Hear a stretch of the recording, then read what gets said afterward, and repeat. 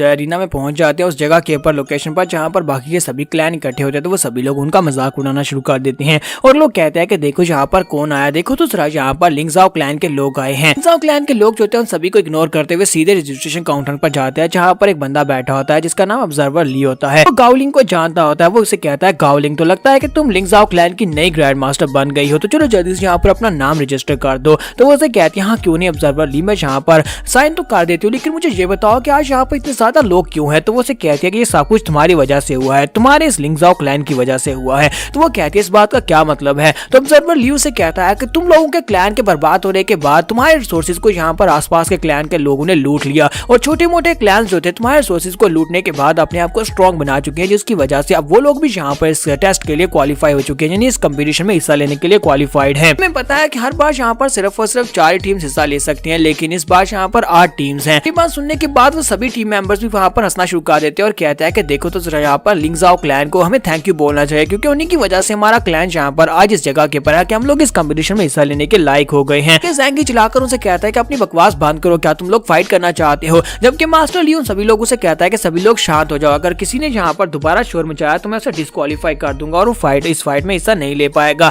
फिर साथ ही वो सभी लोगों से कहता है कि जैसे कि तुम सभी लोग यहाँ पर ग्रिफिन्स के बारे में जानते हो, हमारे पास यहाँ पर अरीना में जाने के लिए इन ग्रिफिन्स को यूज किया जाएगा। इन ग्रिफिन्स को यूज किया जाता है, लेकिन मेरे पास सिर्फ और सिर्फ 5 ग्रिफिन्स है। एक ग्रिफिन मेरे लिए होगा, 4 यहाँ पर दूसरे सेक्टर्स को ट्रांसपोर्ट करने के लिए है। तो तुम में से यहाँ पर 4 सेक्टर्स को हार माननी पड़ेगी। तुम लोग खुद ही यहाँ पर आपस में डिसाइड कर लो कि तुम में से कौन से 4 सेक्टर्स हैं जो आगे नहीं बढ़ेंगे। अगर तुम लोग यहाँ पर शांति के साथ ये फैसला कर लेते हो तो फिर हमें यहाँ पर ज्यादा मुश्किल नहीं होगी। ये बात सुनते ही वहाँ पर 20 क्लैन का लड़का जो होता है वो कहता है कि मुझे लगता है कि लिंगजाओ क्लैन के लोगों ने हमारे पर एक एहसान किया था, अपने मटेरियल्स को हम सभी में बांट कर उनके डिस्ट्रॉय होने के बाद। तो मुझे लगता है कि यहाँ पर आज भी उन्हें सैक्रिफाइस करना चाहिए। सबसे पहला क्लैन तो लिंगजाओ क्लैन होना चाहिए जो कि इस कंपटीशन से बाहर हो, और बाकी के सभी लोग हंसना शुरू कर देते हैं। गाओलिंग चलाकर उनसे कहते हैं कि अपनी बकवास बंद करो। जबकि दूसरी तरफ से एक सेक्टर का लड़का जो होता है वो कहता है देखो तो यहाँ पर कौन है, ये तो इनकी सेक्टर की अब नई मास्टर बन चुकी है, लेकिन इसके साथ तो मुझे मजे करने हैं, क्योंकि लास्ट टाइम जब मैं इनके सेक्टर में गया था इनके मटेरियल्स को लेने के लिए, उस वक्त मैंने इस लड़की को देखा था, लेकिन मुझे मौका नहीं मिल पाया था इसके साथ मजे करने का।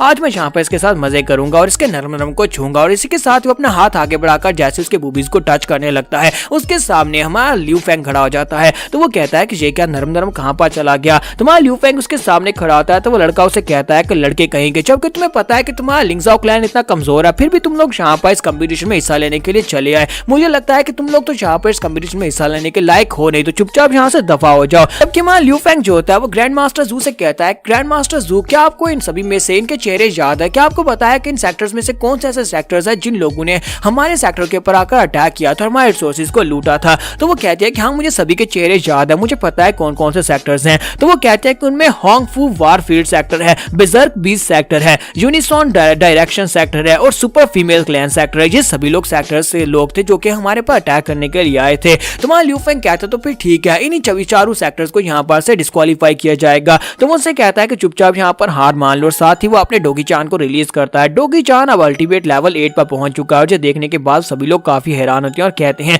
इसके पास तो यहाँ पर अल्टीमेट लेवल 8 का बीस्ट, ऐसा कैसे हो सकता है? कमजोर क्लैन के पास ऐसा बीस्ट कैसे हो सकता है? हमने तो सुना था कि इनके सभी बीस्ट मर चुके हैं। तो ऑब्जर्वर ली भी इस बात से काफी हैरान होता है। तो लियू फेंग उसे कहता है कि तुम्हें परेशान होने की जरूरत नहीं है, यही चारों सेक्टर्स जो है यहाँ पर इस कंपटीशन से बाहर होने वाले हैं और बाकी के चारों सेक्टर आगे बढ़ेंगे। तो लियू फेंग कहता है तो फिर ठीक है, अभी तुम्हारे पास मौका है, यहीं पर विड्रॉ करो। लेकिन वो सभी लोग आगे से हंसना शुरू कर देते हैं। निशान सेक्टर का लड़का कहता है कि तुम्हारे वर्ड्स काफी ज्यादा स्ट्रॉन्ग है, जबकि बिजर्क बीस सेक्टर का लड़का उसे कहता है कि हम लोग तो हार नहीं मानेंगे। कि वारफील्ड सेक्टर का मास्टर उसे कहता है कि यहाँ पर 4 क्लैन्स हैं, तुम्हारे एक क्लैन के खिलाफ तुम्हें क्या लगता है कि तुम जीत पाओगे? जबकि मास्टर ली वहाँ पर उन लोगों से कहते हैं गाओलिंग तुम्हें अच्छी तरह से पता है कि तुम यहाँ पर इस फाइट को नहीं जीत पाओगी, क्योंकि तुम्हारा सेक्टर बाकी सभी से बहुत ज्यादा कमजोर है। अभी भी यहाँ पर एक मौका है, सीन क्रिएट मत करो, हार मान लो। जबकि वो कहती है कि जब तक हम लोग फाइट नहीं करेंगे तब तक पता कैसे चलेगा कि हम लोग स्ट्रॉन्ग है या नहीं। तो ऑब्जर्वर ली कहता है क्यों नहीं। तो इसी के साथ ही वहीं पर बैठ जाता और कहता है यहाँ पर किसी की जान मत लेना और इसके अलावा तुम जो करना चाहते हो वो करो, मैं जहाँ पर इंतजार करूंगा जब तक तुम में से 4 सेक्टर्स डिस्क्वालीफाई नहीं हो जाते। पर बिजर्क बीस्ट क्लैन का जो एल्डर होता है वो उन लोगों से कहता है कि मुझे लगता है कि यहाँ पर आप ये पीछे नहीं हटने वाले, तो हमें यहाँ पर इनको सबक सिखाना चाहिए। हम 4 क्लैन्स हैं, तो हम 4 क्लैन्स में से 4 लोग यहाँ पर आगे बढ़ेंगे और यहाँ पर इनके एक मेंबर से फाइट करेंगे, क्योंकि इनके पास टोटल 4 मेंबर्स हैं।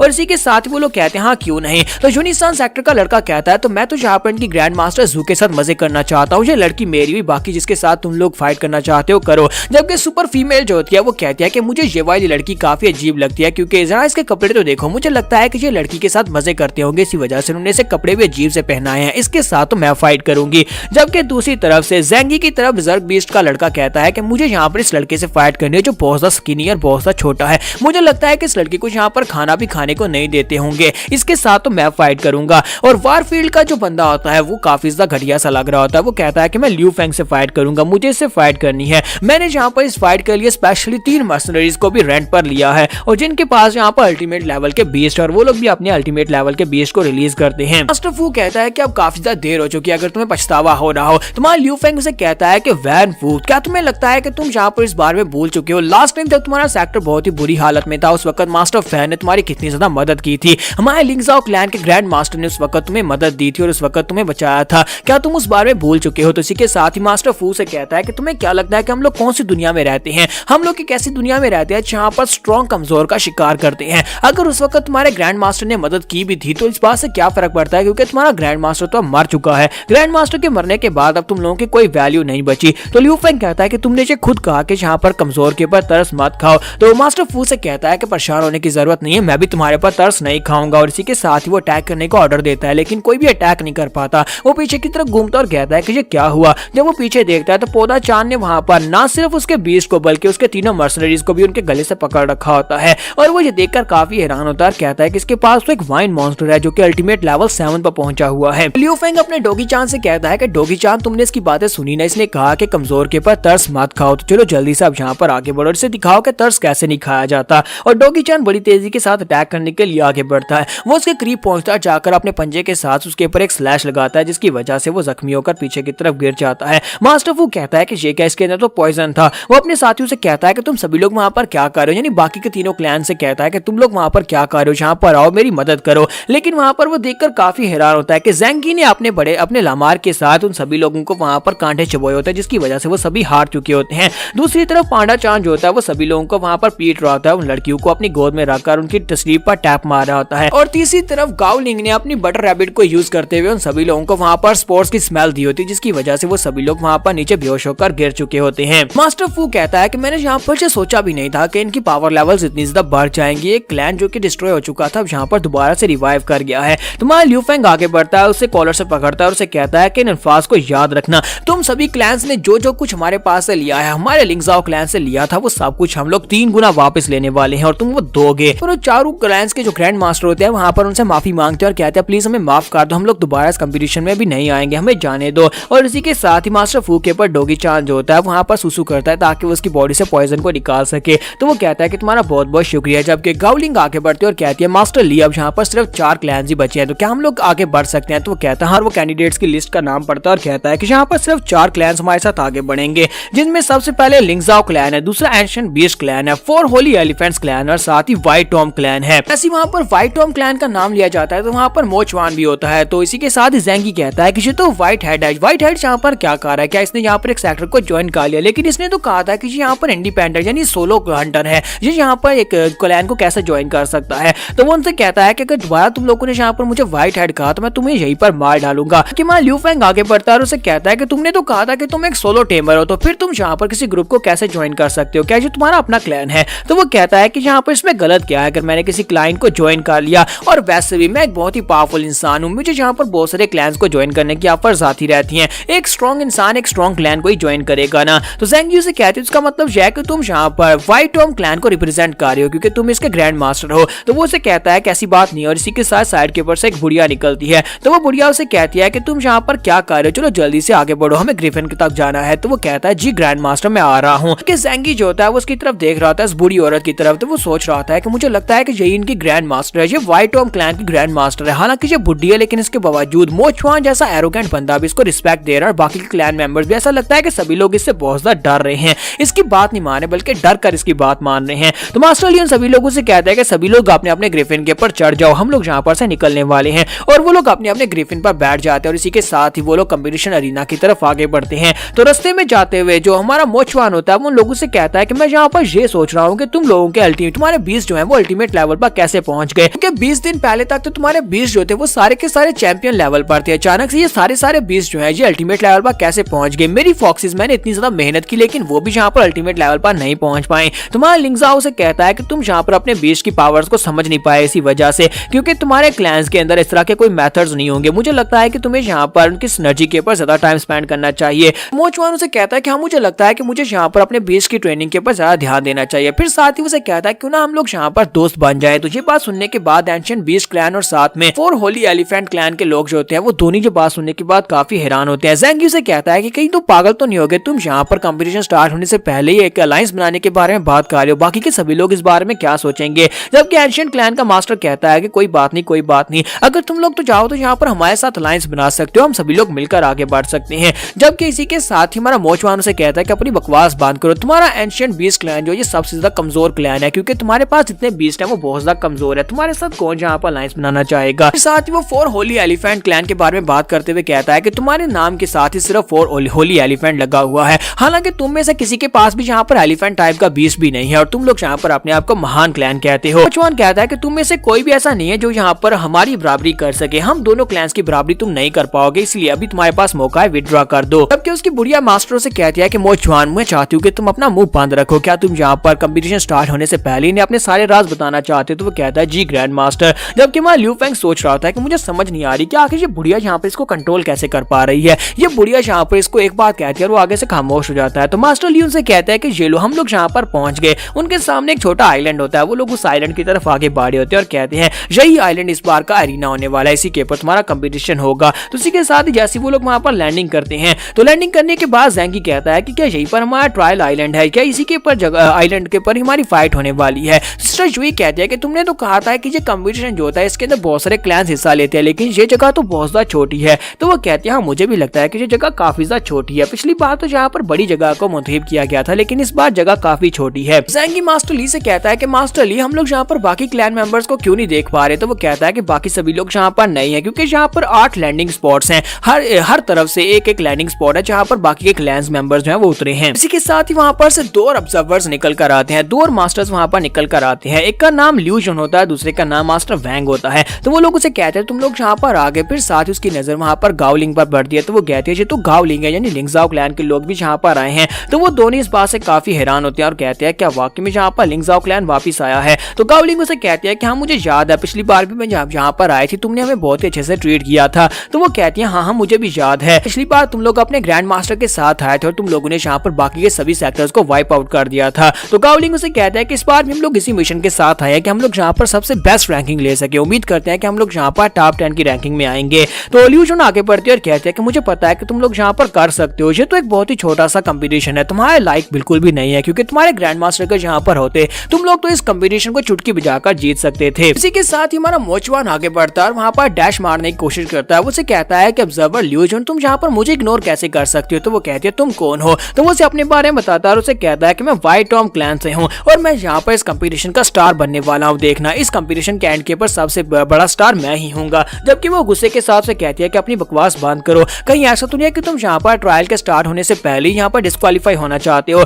जबकि वो सभी लोग काफी हैरान होते हैं और इसी के साथ ही मास्टर वैंग उन लोगों से कहते हैं कि तुम्हारा ट्रायल यहाँ पर स्टार्ट होने वाला है। जैसे कि तुम सभी लोग यहाँ पर देख सकते हो कि ये आइलैंड काफी ज्यादा छोटा है, जबकि ये टापू बहुत ज्यादा छोटा है, तो इसका मतलब यह है कि हम यहाँ पर लिमिटेड लोगों को ही रख सकते हैं। हमें यहाँ पर सिर्फ और सिर्फ 3 क्लैंस की जरूरत है, हर प्लेटफॉर्म से सिर्फ और सिर्फ 3 क्लैंस आगे बढ़ेंगे, यानी कि टोटल 24 क्लैंस इस अरीना में कम्पीट कर सकते हैं। इसका मतलब यह है कि तुम में से एक क्लैन को यहाँ पर से निकलना होगा। हम लोग यहाँ पर डुअल मेथड को यूज करने वाले हैं, तो तुम में से 2 क्लैन यहाँ पर आपस में फाइट करेंगे और उनमें से जो हारेगा उसे यहाँ पर से वापस जाना होगा। और इसी के साथ ही मास्टर वैंग उनसे कहता है कि ये कंपटीशन जो है ये कोई लॉन्ग लास्टिंग कंपटीशन नहीं होने वाला, बल्कि इसे ज्यादा आसान बनाया जाएगा। तुम सभी को यहाँ पर वोटिंग करने का मौका दिया जाएगा। ये एक बहुत ही सिंपल मेथड होने वाला है। मेरे पास यहाँ पर 4 कार्ड्स हैं, 4 कार्ड्स के ऊपर 4 वोट होंगे, यानी कि 4 क्लैंस के नाम होंगे, जिसमें से सबसे ज्यादा क्लैंस का नाम आएगा वो 2 क्लैंस जो आपस में फाइट करेंगे, उनमें से जो हारेगा वो बाहर चला जाएगा। तो क्या तुम लोग यहाँ पर मेरी बात को समझ रहे हो। लेकिन अगर यहाँ पर किसी ने किसी एक क्लैन का नाम भी नहीं लिखा, इसका मतलब यह है कि ये वोटिंग दोबारा से होगी, यानी कि 4 कार्ड्स के ऊपर कम से कम 2 नाम एक जैसे होने चाहिए। यहाँ पर चारों क्लैन यहाँ पर एक क्लैन का नाम लेते हैं, तो इसका मतलब यह है कि फिर भी यहाँ पर वोटिंग दोबारा होगी।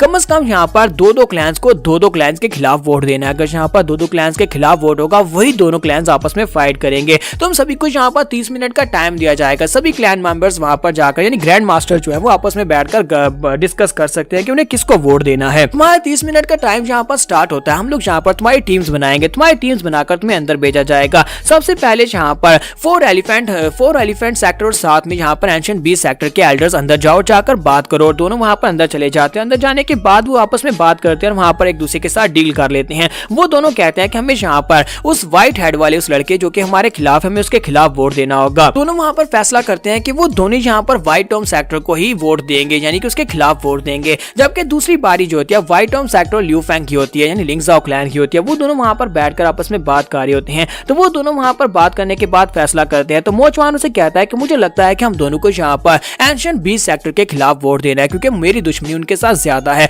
और मैं यहाँ पर उनको हारता हुआ देखना चाहता हूँ। मुझे लगता है कि ये वोट सिस्टम आपको समझ नहीं आ रहा होगा, तो मैं यहाँ पर सिंपल करके समझाता हूँ कि सभी सेक्टर्स के जो एल्डर्स हैं वो एक दूसरे के साथ वहां पर बात करते हैं। 30 मिनट का उन्हें टाइम दिया जाता है। तो यहाँ पर एंशिएंट बीस्ट सेक्टर जो वो लिंगजाओ क्लैन के साथ भी बात करेगा, व्हाइट टॉम सेक्टर के साथ भी बात करेगा, 4 एलिफेंट के साथ भी बात करेगा, यानी कि सभी एल्डर्स एक दूसरे के साथ बात करेंगे। सभी एक दूसरे के साथ बात करने के बाद एक दूसरे को कन्फ्यूज करते हैं कि हमें यहाँ पर वोट मत देना, या फिर वो सभी एक दूसरे के साथ डील करते हैं कि उसी को वोट देते हैं। फाइनली जब यहाँ पर वो सभी के सभी फैसला कर लेते हैं तो उसके बाद वोटिंग का टाइम आता है और उन सभी चारों क्लैन के जो हेड मास्टर्स होते हैं उन सभी को वहां पर एक एक वोट डालने का कहा जाता है। तो वहां पर टोटल 4 वोट डाले जाते हैं। अब यहाँ पर उनके रिजल्ट्स बताए जाएंगे और लियू जुन के हाथ में उनके रिजल्ट्स होते हैं। तो लियू जुन के पास उनके वोट्स होते हैं। तो वो उनसे कहते हैं कि अब यहाँ पर मैं बताने वाली हूँ कि कौन से 2 क्लैन्स आपस में फाइट करेंगे और इसी के साथ ही वहां पर वोट्स को काउंट करती है। जब वो वहां पर वोट्स को काउंट करती है तो सबसे पहला वोट जो होता है वो एंशिएंट बीस्ट क्लैन का होता है। तो ज़ेंगी कहता है कि यहाँ पर क्या हो रहा है, उसने तो यहाँ पर कहीं हमें वोट तो नहीं दे दिया। तो हमारा लियू फेंग उसे कहता है कि मुझे ऐसा नहीं लगता, वो चाहे कितना ही कमीना क्यों ना वो हमें वोट नहीं देगा। और इसी के साथ ही जैसे वहां पर वोटिंग जो होती है वो काउंट हो रही होती है, वहां पर से एंशिएंट बीस्ट क्लैन को 2 वोट आ जाते हैं और इसके साथ ही एक 4 एलिफेंट क्लैन को वोट दिया जाता है। तो ये लोग काफी हैरान होते हैं और कहते हैं कि यहाँ पर क्या हो रहा है, यहाँ पर तो सारे के सारे वोट जो है वो सिर्फ इन दोनों क्लैन्स के हैं। मोचवान वहां पर इस तरह से खड़ा होता है जैसे कि ये सारी की सारी उसी की प्लानिंग हो। तो जैसे वहां पर वोटिंग कंप्लीट हो जाती है तो एंशिएंट बीस्ट क्लैन और उसके साथ साथ 4 एलिफेंट क्लैन उन दोनों के दरमियान में वहां पर फाइटिंग होगी और दोनों के वहां पर 2-2 वोट मिलते हैं। इस बात से वो लोग भी काफी हैरान हो जाते हैं और सिस्टर जू भी कहती है कि यहाँ पर ये कैसे हो गया। तो मोचवान कहता है कि ये तो मेरा सारा का सारा प्लान था। सिस्टर लियू जुन उन लोगों से कहती है कि अब जबकि यहाँ पर फैसला हो गया तो जल्दी से यहाँ पर फाइटिंग स्टार्ट करो। वो दोनों क्लैन्स को वहां पर फाइट करने का कहती है और एंशिएंट बीस्ट क्लैन और साथ में 4 एलिफेंट क्लैन दोनों वहां पर अपने अपने बीस्ट को रिलीज करते हैं और फाइट करना शुरू कर देते हैं। जबकि दूसरी तरफ ज़ेंगी जो होता है वो पूछता है मुझे बताओ कि तुमने ये सब कुछ कैसे किया, तुमने लास्ट के ऊपर उन दोनों से क्या कहा था। तो मोचवान उसे कहता है कि लास्ट के ऊपर मैंने दोनों से एक ही चीज कही। तो इसी के साथ ही दिखाते हैं कि वो यहाँ पर एंशिएंट बीस्ट क्लैन के लोगों से कह रहा होता है कि मैं तुम्हारे साथ हूँ, मैं यहाँ पर 4 होली एलिफेंट क्लैन को और ज्यादा बर्दाश्त नहीं कर सकता, इसी वजह से मैं उसी को वोट दूंगा। तो क्या तुम यहाँ पर उसके खिलाफ वोट दे सकते हो। और दूसरी तरफ 4 होली एलिफेंट क्लैन के लोगों को कहता है कि तुम्हें यहाँ पर एंशिएंट बीस्ट क्लैन के खिलाफ वोट देना होगा। वो यहाँ पर 4 एलिफेंट क्लैन और साथ में एंशिएंट बीस्ट क्लैन के दोनों लोगों से यहाँ पर ये वाली बात करता है। तो वो दोनों वहां पर इस बात से राजी हो जाते हैं, दोनों एक दूसरे को वोट देने के लिए राजी हो जाते हैं। दोनों एक दूसरे के खिलाफ वोट देते हैं जिसकी वजह से यहाँ पर इनको कोई भी वोट नहीं पड़ता और यहाँ पर उन दोनों को आपस में फाइट करनी पड़ जाती है। तो मोचवान कहता है ये बहुत ज्यादा सिंपल था, मैंने यहाँ पर बस एक गेम खेली। हम दोनों के वोट्स तो पहले से यहाँ पर एंशिएंट बीस्ट क्लैन और 4 होली एलिफेंट क्लैन के बारे में थे और दूसरी तरफ से उन दोनों को बस मनाना था और उन दोनों को मैंने यहाँ पर इन अपनी बातों में घुमाकर उन दोनों को भी मना लिया। ज़ेंगी जो होता है वो गावलिंग से कहता है कि ग्रैंड मास्टर मुझे लगता है कि हमें इस बंदे से दूर रहना चाहिए, ये बहुत ज्यादा ट्रिकी है, ये फिर से हमें धोखा दे सकता है। जबकि दूसरी तरफ दिखाता है कि फाइट खत्म हो जाती है, एंशिएंट बीस्ट क्लैन के मास्टर जो होते हैं वो फाइट को जीत जाते हैं और दूसरी तरफ 4 होली एलिफेंट क्लैन के लोग हार जाते हैं। कि मोचवान इस बात से काफी हैरान होता है और कहता है कि मुझे तो लगा था कि यहाँ पर एंशिएंट बीस्ट क्लैन हारेगा क्योंकि इनके बीस्ट बहुत ज्यादा कमजोर है। और इसी के साथ ही जो बीस्ट क्लैन का मास्टर होता है वो कहता है कि मोचवान तुमने यहाँ पर हमें धोखा दिया, एक बार हमें मौका मिलने दो, उसके बाद देखना हम तुमसे बदला लेंगे। जबकि वो उसे कहता है कि हाँ क्यों नहीं, बदला ले लेना। के साथ ही 4 होली एलिफेंट क्लैन के लोगों को डिस्क्वालीफाई करके उस आइलैंड से वापस भेज दिया जाता है। जबकि ज़ेंगी सोच रहा था ये लोग अभी यहाँ पर आइलैंड पर पहुंचे थे और इसी के साथ ही डिस्क्वालीफाई हो गए। जबकि लियू फेंग उन सभी लोगों से कहता है, लियू फेंग कहता है कि इस कंपटीशन के दौरान जो कुछ भी होने वाला है उसका असर हमारे क्लैन के ऊपर पड़ेगा। अगर हम लोग यहाँ पर अच्छा पेश करेंगे तो हमारा क्लैन भी अच्छा आएगा, अगर हम लोग यहाँ पर बुरा करेंगे तो फिर हमारा क्लैन भी बुरा बनेगा। हम लोग यहाँ पर अपने टीममेट्स के अलावा किसी भी दूसरे के ऊपर भरोसा नहीं कर सकते क्योंकि सभी लोग सिर्फ और सिर्फ अपने मकसद के लिए यहाँ पर काम करने वाले हैं, सिर्फ और सिर्फ अपने क्लैन के लिए काम करेंगे। और वो सभी लोग यहाँ पर एक दूसरे की तरफ देख रहे होते हैं और मोचवान को भी पता होता है किसी के ऊपर भरोसा नहीं करना। इसी के साथ ही मास्टर लियू लोगों से कहता है कि अब जबकि यहाँ पर कंपटीशन स्टार्ट होने वाला है, क्योंकि हम सभी ने यहाँ पर अपनी अपनी टीम्स को सिलेक्ट कर लिया है, तो फिर ठीक है, तुम्हें यहाँ पर उस जगह के ऊपर पहुंचाया जाएगा जहाँ पर से तुम्हारा कंपटीशन स्टार्ट होगा। तो लियू जुन कहती है कि लिंगजाओ क्लैन मेरे साथ आएगा और बाकी के सभी क्लैन्स जो है अपने अपने रिप्रेजेंटेटिव्स के साथ चले जाएं। सिस्टर जुई कहती है लेकिन हमें यहाँ पर स्प्लिट अप होने की जरूरत क्या है, अगर यहाँ पर हमें कंपटीशन कंपटीशन में कम्पीट ही करना है। तो सिस्टर ल्यूजन उसे कहती है कि हमें यहाँ पर स्प्लिट अप होना पड़ेगा, क्योंकि यहाँ पर जो रूल्स हम तुम बताने वाले हैं वो हम तुम्हें यहाँ पर नहीं बता सकते, बल्कि अलग जाकर बताएंगे। हम लोग ऐसा भी नहीं चाहते कि तुम सभी लोग यहीं पर एक दूसरे से फाइट करना शुरू कर दो। इसी वजह से सभी टीम्स यानी जहाँ पर टोटल 24 क्लैंस और सभी को अलग अलग लोकेशन के ऊपर छोड़ा जाएगा, और इसी के साथ उन सभी के साथ एक एक ऑब्जर्वर यानी कि एक एक मास्टर होगा जो कि उनको वहीं पर जाकर रूल्स बताएगा, और इसी के साथ ही वो सभी लोग अपने अपने सेपरेट रास्तों पर चले जाते हैं। जबकि ल्यूजन इसी के साथ ही अपने पास 4 बीस्ट को रिलीज करती है जो कि गोस्ट टाइप के बीस्ट होती हैं और उनके सर के ऊपर रिंग होती है। तो सिस्टर जूही कहती है कि ये किस किस्म के बीस्ट हैं, तो वो उनके सर के ऊपर से रिंग उतार लेती है और उनके बाजू के ऊपर पहना देती है और कहती है ये ब्रेसलेट है, ये ब्रेसलेट तुम्हें अपने बाजू के ऊपर पहन कर रखना होगा। कंपटीशन के लिए ये ब्रेसलेट बहुत ज्यादा जरूरी होने वाला है, और इस कंपटीशन में हमारी लीग ने स्पेशली इन बीस्ट को बनाया था, और ये ब्रेसलेट के बारे में तुम्हें थोड़ी देर में बताती हूँ। और साथ ही यहाँ पर हमें हेडक्वार्टर का सीन दिखाया जाता है। इस हेडक्वार्टर, इनका जो हेडक्वार्टर है वो एक बड़ी सी बोट होती है, एक बड़ा सा जहाज जो कि उसी आइलैंड के इर्द गिर्द पानी में होता है, और वहाँ पर उनके जो सेनेट का लीग का मास्टर होता है वो वहाँ पर खड़ा होता है और उसके पास रिपोर्ट आ रही होती है, और उसे कहा जाता है कि थारू के सारे क्लैंस जो है 24 क्लैंस को इस वक्त आइलैंड के ऊपर पहुंचा दिया गया है। तो उनके मास्टर उनसे कहते हैं सभी ऑब्जर्वर से कहो, सभी ऑब्जर्वर से कह दो कि सभी को रूल्स बता दे। और फिर साथ ही वो कहता है कि मैंने सुना था कि यहाँ पर एक सेकंड ग्रैंड क्लैन के एक मास्टर यहाँ पर आने वाले हैं, इस सबको ऑब्जर्व करने वाले, क्या वो यहाँ पर आ गए? तो वो कहते हैं सर लगता है कि वो लेट है, और इसी के साथ ही वहाँ पर दिखाते हैं व्हाइट पैलेस से यंग मास्टर भाई वहाँ पर पहुंच जाता है। तो जैसे वहाँ पर वो आता है और कहता है प्लीज मुझे माफ करना, मैं यहाँ पर आने में लेट हो गया। और इसी के साथ ही वहीं पर यंग मिस बाई भी होती है, यानी कि प्रिंसेस भी उनके साथ ही होती है। इसी के साथ ही नेक्स्ट सीन जो होता है हमें यहाँ पर कंपटीशन अरीना का दिखाया जाता है, जहाँ पर वो ब्रेसलेट पहन लेते हैं। तो ल्यूजन उन लोगों को बताती है कि ये स्पेशल किस्म के बीस्ट है जिनको यहाँ पर हमारी लीग ने कल्टीवेट किया है, इन्हें हमारी लीग ने बनाया है, ये एक ट्रांसपोंडर की तरह काम करते हैं। हम लोग यहाँ पर इस बीस्ट को अपने पास लेकर जाएंगे और अपने हेडक्वार्टर में रखेंगे, जबकि ब्रेसलेट तुम्हारे पास रहेगा। इस ब्रेसलेट के साथ हम लोग तुम्हारी कंडीशन और तुम्हारे स्टेटस को जानते रहेंगे। जिस बंदे ने यहाँ पर इस ब्रेसलेट को पहना होगा उसका नाम और उसके बाद में उसकी जो भी डिटेल्स होगी वो सारी की सारी हमें मिलती रहेंगी। ये हमारे लिए बहुत ज्यादा आसान हो जाएगा, एक ऑब्जर्वर बड़ी आसानी से यहाँ पर तुम्हें ऑब्जर्व कर सकता है। पहले ऐसा सिस्टम बिल्कुल भी नहीं था। तो ल्यूजन उसे कहता है कि यहाँ पर फाइट में करना क्या है, तो वो कहता है कि इस फाइट में तुम्हें यहाँ पर पॉइंट्स को इकट्ठा करना है। तो ल्यूजन उन लोगों से कहती है कि यहाँ पर कोई भी टीम जो है वो पॉइंट्स के कम होने की वजह से डिस्क्वालीफाई हो सकती है, इसी वजह से तुम्हें यहाँ पर पॉइंट्स को इकट्ठा करना होगा। मिस्टर ल्यूजन उनसे कहते हैं कि आज से पहले जितने भी कंपटीशन हुआ उस सभी कंपटीशन में यहाँ पर सभी क्लैन मेंबर्स जो थे वो आपस में फाइट करते थे, एंड के पर जो क्लैन बचता था वही विनर होता था। लेकिन इस बार हम लोग यहाँ पर पॉइंट्स का सिस्टम लेकर आए, क्योंकि हम नहीं चाहते कि यहाँ पर क्लैन के मेंबर्स मारे जाएं, क्योंकि ये कंपटीशन है, कोई मौत का खेल नहीं है। इसी वजह से यहाँ पर तुम्हारे पॉइंट्स को देखा जाएगा, जिसके पास यहाँ पर ज्यादा पॉइंट्स होंगे वही विनर होगा, और इसी के हिसाब से उन्हें यहाँ पर रैंकिंग्स दी जाएंगी। टॉप 4 की रैंकिंग्स में से टॉप 1 का जो रैंक होगा उसको बिंग कंपटीशन में हिस्सा लेने का मौका मिलेगा। इसके साथ ही उनसे कहते हैं कि इस ब्रेसलेट के बारे में 3 पॉइंट्स है जो तुम्हें अपने दिमाग में याद रखने हैं। सबसे पहला ये कि इस ब्रेसलेट को अपने बाजू से मत उतारना। तुम इस ब्रेसलेट को सिर्फ और सिर्फ 3 मिनट के लिए अपने बाजू से उतार सकते हो। अगर इससे ज्यादा उतारा तो इसी के साथ ही ये ब्रेसलेट डीएक्टिवेट हो जाएगा और तुम एलिमिनेट हो जाओगे।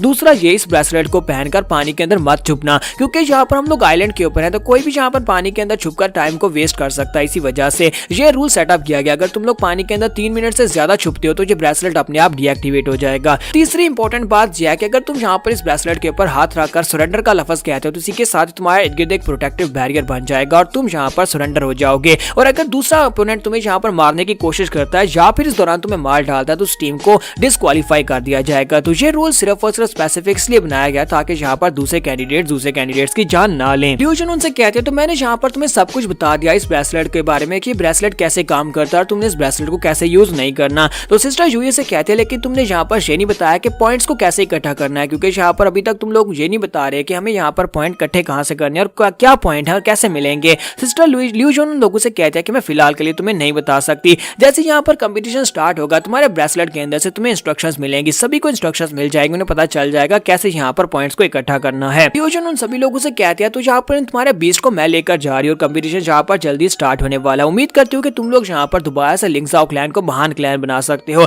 लास्ट टाइम की तरह तुम लोग फिर से यहाँ पर दुनिया में अपना नाम कर सकते हो। तो वो लोग उसे कहते हैं हाँ क्यों नहीं सिस्टर ल्यूजन, हम लोग ये कर लेंगे। और वो लोग अपने अपने ग्रिफिन्स के ऊपर बैठकर वो जितने भी ऑब्जर्वर्स होते हैं वो सभी के सभी हेडक्वार्टर में वापस आ जाते हैं और जाकर बीस्ट को उनकी शेल्फ के ऊपर रख दो। और सभी बीस्ट को उनकी शेल्फ के ऊपर रख दिया जाता है और इसी के साथ ही वहां पर उनसे कहा जाता है तो अब यहाँ पर कंपटीशन को स्टार्ट करने का वक्त है। जब किसी के साथ ही व्हाइट पैलेस के प्रिंसेस आगे बढ़ती है और कहती है उन्हें यहाँ पर क्या कहा कि इस बार लिंक्सआउ क्लैन भी पार्टिसिपेट कर रहा है, लेकिन वो लोग तो यहाँ पर बहुत ही बुरी तरह से कमजोर हो चुके थे, यानी कि उनके पास तो बीस्ट भी नहीं बचे थे। हमें लगता है कि वो लोग यहाँ पर दोबारा से स्टार्ट कर पाएंगे। और इसी के साथ ही वो लोग कहते हैं कि हाँ ऐसा लगता है कि ऐसा हो सकता है। जबकि ल्यूजन कहती है कि ये लड़की कौन है, तो उसके साथ मास्टर वैंग उसे कहता है कि ये व्हाइट पैलेस की मिस्ट्रेस है। साइलेंट लीडर उन सभी लोगों को बताते हैं कि आज यहाँ पर हमारे बहुत ही इंपॉर्टेंट गेस्ट हैं, ये व्हाइट पैलेस से यहाँ पर आए हैं, जो यहाँ पर एक सेकंड ग्रैंड लेवल का पैलेस है और यहाँ पर यंग मास्टर बाई स्पेशली आए हैं इसको ऑब्जर्व करने के लिए, जबकि उसकी बहन खुद ही यहाँ पर आई है ताकि वो यहाँ पर सबको ऑब्जर्व कर सके, इसी वजह से वो साथ आई है। इसी के साथ ही ल्यूजन वहाँ पर हल्के से आवाज में कहती है, मैंने सुना है कि यहाँ पर लिंगजाओ क्लैन के ग्रैंड मास्टर फैन की डेथ जो है वो व्हाइट पैलेस के साथ रिलेटेड है। ये बात सुनने के बाद मास्टर बायो से कहता है कि ये सिर्फ और सिर्फ बकवास बातें हैं, ये झूठ है, ऐसा कुछ भी नहीं है। तुम्हें ऐसा क्यों लगता है कि हम लोग यहाँ पर ग्रैंड मास्टर बाई को मारेंगे? ये बात सच है कि ग्रैंड मास्टर बाई के साथ मेरी एक बार फाइट हुई थी और मैं यहाँ पर उसको बहुत ज्यादा एडमायर करता हूँ। ग्रैंड मास्टर बाई मुझे बहुत ज्यादा पसंद थे, मैं उस फाइट में हार गया था, लेकिन मुझे पता है कि उसकी उम्र चाहे मेरे जितनी ही क्यों ना हो, लेकिन इसके बावजूद उसकी पावर लेवल्स मुझसे बहुत ज्यादा थी और मैंने वहां पर बहुत इज्जत के साथ अपनी फाइट को, अपनी हार को माना था। ल्यूजन उसे कहती है, क्या वाकई में तुमने उसके साथ फाइट की थी? ये तो बहुत ही बड़ी ऑनर की बात है, लेकिन मेरे पास वो सिर्फ और सिर्फ एक कागज के ऊपर उसके सिग्नेचर मौजूद है, काश मैं भी उससे फाइट कर पाती। जबकि मास्टर बाई से कहता है, क्या तुम्हारे पास उसका सिग्नेचर है? क्या तुम वो मुझे बेच सकती हो? मैं वो खरीदने को तैयार हूँ। उसकी बहन चलाकर उसे कहता है कि तुम लोग यहाँ पर क्या बातें किए जा रहे हो, यहाँ पर कंपटीशन देखने के लिए आए हो तो कंपटीशन देखो ना। फिर साथ ही सैंडल लीडर उन लोगों से कहते हैं, तो अब हम लोग यहाँ पर सभी के सभी ऑब्जर्वर जबकि वापस आ चुके हैं, तो क्यों ना हम लोग यहाँ पर इसको स्टार्ट करें। तो वो मास्टर बाई से कहता है कि मास्टर बाई चलें यहाँ पर इसको स्टार्ट करें। फिर साथ ही उन सभी से लोगों से कहा जाता है,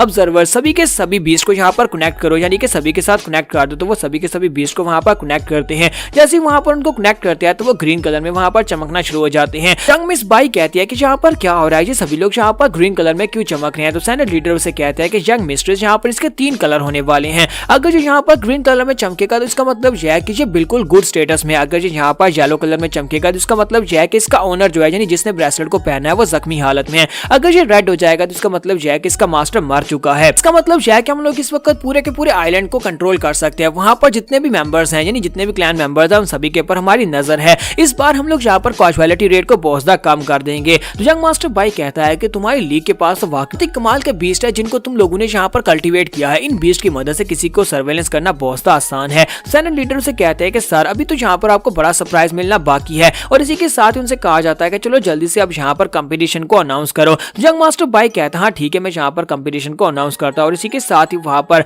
बोलना स्टार्ट करता है। जैसे वहाँ पर बोलना स्टार्ट करता है तो उनसे कहता है कि ये कंपटीशन ऑफिशियली स्टार्ट होता है। वहाँ पर कहा जाता है कि कंपटीशन ऑफिशियली स्टार्ट होता है। इसी के साथ नीचे का ग्राउंड हिलना शुरू हो जाता है। तो हमारे लिंगजाओ क्लैन के लोगों को दिखाता है कि वो लोग कहते हैं कि ये अचानक से क्या हो रहा है, ये अचानक से आइलैंड जो है वो हिलना क्यों शुरू हो गया, क्या यहाँ पर कोई अर्थक्वेक आया है? ज़ेंगी कहता है कि ये क्या हो रहा है, अचानक से पानी का लेवल क्यों डाउन हो रहा है? तो वहाँ ल्यू फेंग उसे कहता है कि बेवकूफ, पानी का लेवल डाउन नहीं हो रहा बल्कि हमारा आइलैंड ऊपर जा रहा है। और इसी के साथ उन सभी लोगों से कहा जाता है कि तुम में से किसी को परेशान होने की जरूरत नहीं है। तुम सभी लोग इस वक्त एक आइलैंड के ऊपर हो, एक ऐसा आइलैंड जो कि एक बड़े से एंशिएंट बीस्ट के ऊपर, एक बड़ा सा एंशिएंट टर्टल बीस्ट, तुम इस वक्त उसके शेल के ऊपर बने हुए इस आइलैंड के ऊपर खड़े हो। इसी वजह से ये आइलैंड जो है ये मूविंग रहेगा। हेडक्वार्टर के अंदर यंग मिस बाई देखकर काफी हैरान होती है और कहती है ये तो एक बहुत ही बड़ा और पावरफुल बीस्ट लगता है। तो वो एक बड़ा सा टर्टल बीस्ट होता है जिसके शेल के ऊपर ये आइलैंड बना होता है। तो ज़ेंगी कहता है कि इसका मतलब यह है कि हम लोग यहाँ पर एक बड़े से टर्टल के शेल के ऊपर खड़े हैं। जबकि यंग मास्टर बाई और यंग मिस बाई भी काफी हैरान हो रहे होते हैं। और दूसरी तरफ से उन सभी लोगों को बताया जाता है, उन सभी से कहा जाता है कि सभी लोग यहाँ पर हमारी बात को ध्यान से सुने, क्योंकि तुम सभी लोग यहाँ पर एक मूविंग टर्टल की बैग पा रहे हो। इसका मतलब यह है कि ये एरिया बहुत ज्यादा कम होने वाला, तो सभी को संभल कर रहना होगा। अगर कोई फिसल कर पानी के अंदर गिर गया तो वो डिस्क्वालीफाई हो जाएगा। बस यहाँ पर तुम सभी लोगों को इसकी फर्स्ट स्टेज के रूल्स बताने वाला हूँ। तो सिस्टर गावलिंग कहते हैं कि यहाँ पर इसकी स्टेजेस क्यों है, हमें तो यहाँ पर लगा था कि सिर्फ एक ही स्टेज होगी। और इसी के साथ ही सेनेट लीडर उनसे कहते हैं कि सबसे पहले यहाँ पर तुम्हें बताया जाएगा कि यहाँ पर पहले लेवल में तुम्हें क्या करना है, और साथ ही वो कहते हैं कि इनक्यूबेटिंग बीस्ट को रिलीज करो। तो वहीं पर उस आइलैंड के टॉप के ऊपर एक बीस्ट बैठा होता है जिसके पेट में कुछ होता है, क्योंकि उसका साइज काफी ज्यादा बड़ा होता है, और वो अपना मुंह खोलता है, ऊपर की तरफ मुंह करके अपने मुंह के अंदर से स्पोर्स को रिलीज करता है जो कि ग्लोइंग सेल्स होते हैं। उसके मुंह के अंदर से छोटे छोटे बॉल्स निकलते हैं जो कि ग्लोइंग सेल्स होते हैं, और वो उड़ते उड़ते पूरे आइलैंड के ऊपर फैल जाते हैं। तो साइलेंट मास्टर सभी लोगों से कहता है कि तुम्हारी स्टेज 1 का मिशन यह है कि तुम्हें यहाँ पर कलेक्ट करना है, तुम्हें यहाँ पर इन सेल्स को उठाना है, इनको कलेक्ट करना है। तुम में से जो भी यहाँ पर इन सेल्स को उठाएगा, इनको उठाकर अपने ब्रेसलेट के साथ लगाना। जैसे तुम इस ब्रेसलेट के साथ टच करोगे तो वो ब्रेसलेट के अंदर एब्जॉर्ब हो जाएगा, और इसी के साथ ही वहां पर काउंटिंग स्टार्ट हो जाएगी। तुम्हारे ब्रेसलेट के ऊपर जो नंबर होगा वही यहीं पर हमें भी बताया जाएगा, हमें पता चलता रहेगा तुमने कितने ज्यादा सेल्स को इकट्ठा किया है। तो जितने ज्यादा सेल्स को तुम इकट्ठा करोगे तुम्हारे लिए उतना बेहतर रहेगा। इसके साथ ही तुम्हारे पॉइंट्स को एंड के ऊपर काउंट किया जाएगा। तो सभी लोगों से कहते तो फिर सभी लोग रेडी हो जाओ, तुम्हें यहाँ पर सिर्फ यही काम करना है, तुम्हें यहाँ पर इनको चूज करना है। यहाँ पर सेकंड स्टेज के बारे में तब अनाउंस किया जाएगा तब यहाँ पर टोटल 500 सेल्स में से 300 सेल्स को कलेक्ट कर लिया जाएगा, क्योंकि यहाँ पर आइलैंड के ऊपर टोटल 500 सेल्स है, उनमें से जब 300 उठा लिए जाएंगे, उसके बाद हम लोग सेकंड स्टेज को अनाउंस कर देंगे। कहता है कि मास्टर वहाँ पर देखो, वहाँ पर बहुत सारे लाइट पिलर्स हैं, जैसे कि वहाँ पर वो सेल्स गिर रहे हों। तो गाउलिंग कहता है कि मुझे लगता है कि ये बहुत ज्यादा आसान होने वाला है, क्योंकि यहाँ पर हर जगह के ऊपर ये सेल्स गिर रहे हैं, तुम्हें बस जाकर इनको कलेक्ट ही करना होगा। ज़ेंगी कहता है कि एक सेल वहाँ पर भी है, तो जूही से कहती है हाँ वहीं पर भी है, और इसी के साथ ही वो लोग भागते हुए आगे बढ़ते हैं। जैसे वो लोग उनके करीब जाकर एक सेल गिरता है तो वो लोग जाकर उस सेल को उठा लेते हैं। ज़ेंगी कहता है कि चलो यहाँ पर इसको उठाते हैं, और वो उसको उठाकर जाकर ग्रैंड मास्टर गाउलिंग से कहता है ग्रैंड मास्टर आप इसको यहाँ पर चेक करिए अपने ब्रेसलेट से लगाकर, और वो अपने ब्रेसलेट से लगाती है तो ब्रेसलेट के अंदर वो सेल एब्जॉर्ब हो जाता है, और साथ उसके ऊपर काउंट नंबर 1 आ जाता है। तो सिस्टर जूही कहती है जी तो बहुत ज्यादा कूल है, मुझे लगता है ये बहुत ज्यादा आसान भी होने वाला है, हमें यहाँ पर किसी से फाइट नहीं करनी पड़ेगी, किसी को मारना भी नहीं पड़ेगा, बस सेल्स को कलेक्ट करो, अपने ब्रेसलेट के अंदर एब्जॉर्ब कर लो। ज़ेंगी कहता है कि वहाँ पर एक और है, चलो जल्दी से उसको जाकर उठाते हैं, और इसी के साथ वो लोग भागते हुए जाकर उस सेल को उठाने लगते हैं। लेकिन इसी के साथ ही ग्राउंड के अंदर से एक मोल बीस्ट निकल आता है, और वो सेल को पकड़ लेता है, और सेल को पकड़कर वापस ग्राउंड के अंदर चला जाता है, और बड़ी तेजी से वहां से भाग जाता है। ज़ेंगी कहता है कि ये क्या हुआ, ये बीस्ट कहाँ पर से आया, यहाँ पर आकर हमारे एक पॉइंट को लेकर चला गया। मिस्टर गाउलिंग कहते हैं लेकिन एक बीस्ट यहाँ पर ये कैसे कर सकता है, बीस्ट यहाँ पर सेल कैसे उठा सकता है। तो लियू फेंग कहता है कि मुझे लगता है कि ये बीस्ट किसी का पालतू बीस्ट है, किसी ने यहाँ पर इस बीस्ट को खुद भेजा है, किसी ने यहाँ पर टाइप के बीस्ट को यूज किया। वहां पर देखो और तथा लाइट पिलर्स बुझते जा रहे हैं, क्योंकि वहां पर से जो सेल जहाँ पर गिरते हैं वहां पर से ये लोग ग्रुप होता है, उनके पास ऐसे बीस्ट होते हैं जो मिट्टी के अंदर से निकल सकते हैं, यानी चूहे टाइप के बीस्ट होते हैं, और वो लोग बड़ी आसानी से वहां पर वो सारे सेल्स को निकाल कर लेकर जा रहे होते हैं। लियू फेंग कहता है कि इसका मतलब यह है कि हमें यहाँ पर जब 300 सेल्स पूरे हो जाएंगे तो यहाँ पर सेकंड स्टेज के बारे में अनाउंस किया जाएगा, लेकिन तब तक हमें यहाँ पर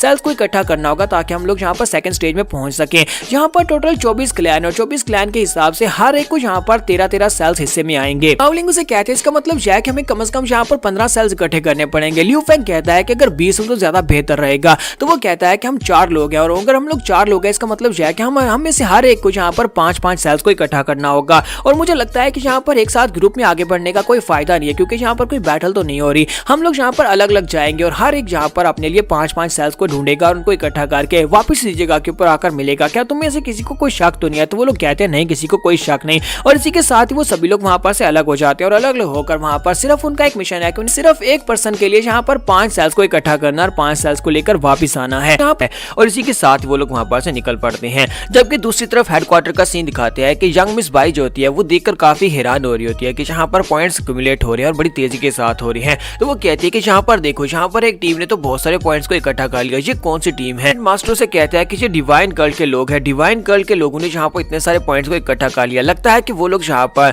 किसी दूसरे मीन को यूज कर रही है, क्या लगता है कि उन्होंने हमारी पॉलिसी को क्रैक कर लिया है। तो यंग मिस बाई से कहते हैं कि इस बात का क्या मतलब है? तो साइलेंट मास्टर से कहते हैं क्या तुम यहाँ पर बीस्ट के ऊपर गोल दायरे यानी वो रेड कलर के दायरों को देख रही हो? तो वो कहती है हाँ मुझे दिखाई दे रहे हैं, इनका क्या मतलब है? तो वो कहता है कि इनका मतलब यह है कि उन लोगों ने अपने ब्रेसलेट्स को उतार दिया हुआ है, अपने ब्रेसलेट को उतार कर उन लोगों ने अपने बीस्ट के ऊपर पहना दिया है, जिसकी वजह से उनके बीस्ट जो है वो डायरेक्टली जाकर सेल के साथ टच करते हैं, और वो जो सेल है वो उनकी सेल उनके जो बीस्ट है उनके ब्रेसलेट है उसके अंदर एब्जॉर्ब हो जाता है, और इस तरह उनके लिए ये बहुत ज्यादा आसान हो गया है, वो ज्यादा से ज्यादा जल्दी से जल्दी यहाँ पर अपने लिए यहाँ पर सेल्स को कलेक्ट कर सकते हैं। और यहीं पर हमें डिवाइन कर्ल के डिसाइपल्स को दिखाता है कि वो चारों डिसाइपल्स जो होते हैं वहीं पर एक ही जगह के ऊपर बैठे होते हैं, चारों ने अपने अपने ब्रेसलेट्स को उतार दिया होता है, और अपने जो उनके रूडन टाइप के बीस्ट होते हैं उनको पहना दिए होते हैं, और वो काफी ज्यादा खुश होते हैं क्योंकि उन लोगों ने यहाँ पर थोड़े से टाइम में टोटल 20 पॉइंट्स को इकट्ठा कर लिया होता है। वो लोग कहते हैं कि तो बहुत ही अच्छी बात है। एक उनसे कहता है कि 3 मिनट पूरे होने वाले हैं, हमें जल्दी से जल्दी अपने बीस्ट को वापस बुला लेना चाहिए, क्योंकि 3 मिनट पूरे हो गए तो फिर हम लोग डिस्क्वालीफाई हो जाएंगे। तो वो कहता है अच्छा ठीक है। और इसी के साथ ही एक उनमें से कहता है कि मेरा बीस्ट जो है वो वापस नहीं आ रहा, मेरी कमांड को भी नहीं मान रहा। दूसरा भी उसे कहता है कि हाँ मुझे भी लगता है कि मेरा बीस्ट भी यहाँ पर मेरी कमांड को नहीं मान रहा, लेकिन ऐसा कैसे हो सकता है, हमारे बीस्ट कहाँ पर चले गए? और इसी के साथ एक लड़का उनके सामने आ जाता है। ये लड़का जो ये क्लैन ऑफ फ्रीडम से होता है, तो इस लड़के ने उनके बीस्ट को पकड़ रखा होता है और उनसे कहता है क्या तुम लोग यहाँ पर इनको ढूंढ रहे हो? तुम्हें नहीं लगता कि इस तरह से गेम के अंदर चीटिंग करना बिल्कुल भी अच्छा नहीं है? जबकि दूसरी तरफ से डिवाइन कर्ल के लोग जो होते हैं वो गुस्सा हो जाते हैं और उसे कहते हैं कि तुम कौन हो लड़के, चलो जल्दी से हमारे बीस्ट को छोड़ दो, हमारे ब्रेसलेट्स को वापस कर दो, क्या तुम मरना चाहते हो? तो इसी के साथ ही वो लड़का जो होता है उसका एक बाजू नहीं होता, और उसके बाजू के अंदर से उसका टूथ डीमन बाहर निकलता है, क्योंकि उसके बाजू के अंदर एक स्पेशल सब आर्टिफैक्ट होता है, एक सब डीमन होता है जो कि उसने अपने पैरासाइट टाइप का डीमन अपनी बॉडी के साथ जोड़ रखा होता है, और उसका नाम डीमन टूथ आर्म होता है। तो जैसे वहां पर उसके बाजू के अंदर टेंटिकल्स निकलते हैं और साथ उसके मुंह उसके सामने जाकर उसके बड़े बड़े दांत निकल आते हैं। तो वो लड़का उन्हें अपने बारे में बताता और कहता है कि मैं यहाँ पर गॉड्स पैलेस से हूँ, जो कि क्लैन ऑफ फ्रीडम का एक ब्रांच है, और मेरा नाम शेंग लियू है, और जहाँ पर तुम्हारे पास क्योंकि तुम्हारे ब्रेसलेट्स नहीं है, इसका मतलब यह है कि तुम लोग सरेंडर नहीं कर सकते और मैं तुम्हें बड़ी आसानी से मार सकता हूँ।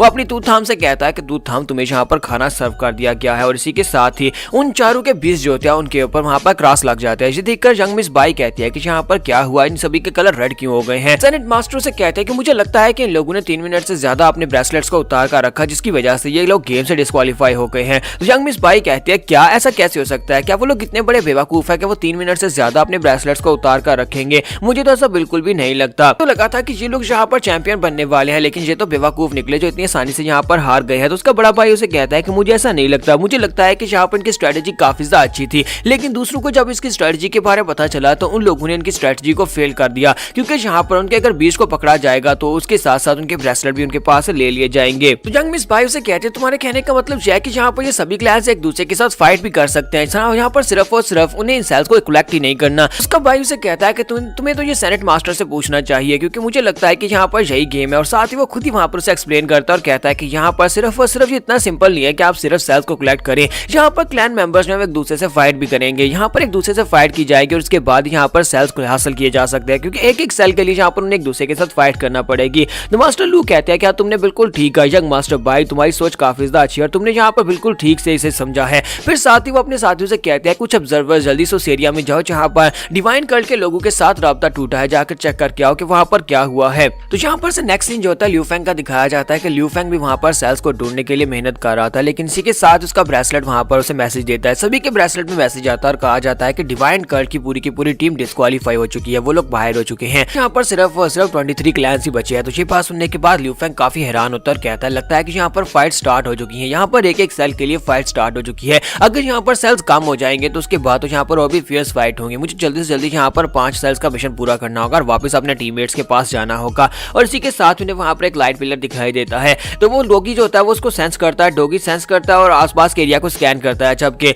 इसी के साथ ही पौधा चांद अपने टेंटिकल्स को बड़ा करता है और दूर से खड़े होकर उस सेल को वहाँ पर से उठा लाता है। उस तरह ये लोग यहाँ पर सेल्स को उठाकर अपने ब्रेसलेट के अंदर एब्जॉर्ब करवा लेते हैं। इस तरह हमारा लियू फेंग कहता है कि मेरे लिए ज्यादा आसान है, मुझे खुद वहाँ पर जाकर उस सेल को नहीं उठाना पड़ता, बल्कि पौधा चांद दूर से उस सेल को उठा लेता है। तो जैसे वहाँ पर उस सेल को उठाता और कहता है कि अब मेरे पास 2 हो गए हैं, सिर्फ 3 और बचे, मेरा मिशन पूरा हो जाएगा। इसी के साथ उसे आवाज आती है, कोई कहता है किस कमीने ने यहाँ पर हमारे सेल को उठाया है, जल्दी से यहाँ पर सामने आ जाओ, हमें पता है कि तुम यहीं पर कहीं पर छुपे हुए हो। तुम्हारा लियू फेंग अपने दोनों बीच के साथ जल्दी से साइड के ऊपर जाकर पत्थर के पीछे छुप जाता है। तो वहाँ पर एक ग्रुप के लोग खड़े होते हैं, तो वो लोगों से कहते हैं कि जल्दी से यहाँ पर सामने आ जाओ। तो ये सभी लोग जो होते हैं ये लोग जो होते हैं ये लैंग ग्रुप से होते हैं। तो वो लोगों से कहते हैं कि हम लोग यहाँ पर लैंग ग्रुप से आए और तुम्हारी हिम्मत कैसे हुई लैंग ग्रुप से पंगा लेने की। जबकि हमारा लियू फेंग सोच रहा होता है कि लैंग ग्रुप के वो लोग जिनके ऊपर मेरे बीच ने सूसू करके उनकी याददाश्त को मिटाया था, ये तो वही लोग हैं जिन लोगों ने टॉन डी की कैट को मार डाला था। ये देखकर लगता नहीं है कि ये लोग इतने स्ट्रॉन्ग है, क्योंकि इसी वजह से तो यहाँ पर ग्रुप में घूम रहे हैं। अगर ये लोग इतने स्ट्रॉन्ग होते तो ये लोग अलग अलग होकर घूमते, क्या मैं यहाँ पर इन सभी को हरा सकता हूँ। तो जब वो यहाँ पर ये सोच रहा होता है, इसी के साथ ही लियू फेंग का डॉगी चांद जो होता है वहाँ पर उसी ग्रुप यानी लैंग ग्रुप की एक लड़की को देखकर भौंकना शुरू हो जाता है और जल्दी से भागता हुआ उसकी तरफ चला जाता है। लियू फेंग कहता है कि अब तुम्हें क्या होगा डॉगी चांद तुम कहाँ पर जा रहे हो।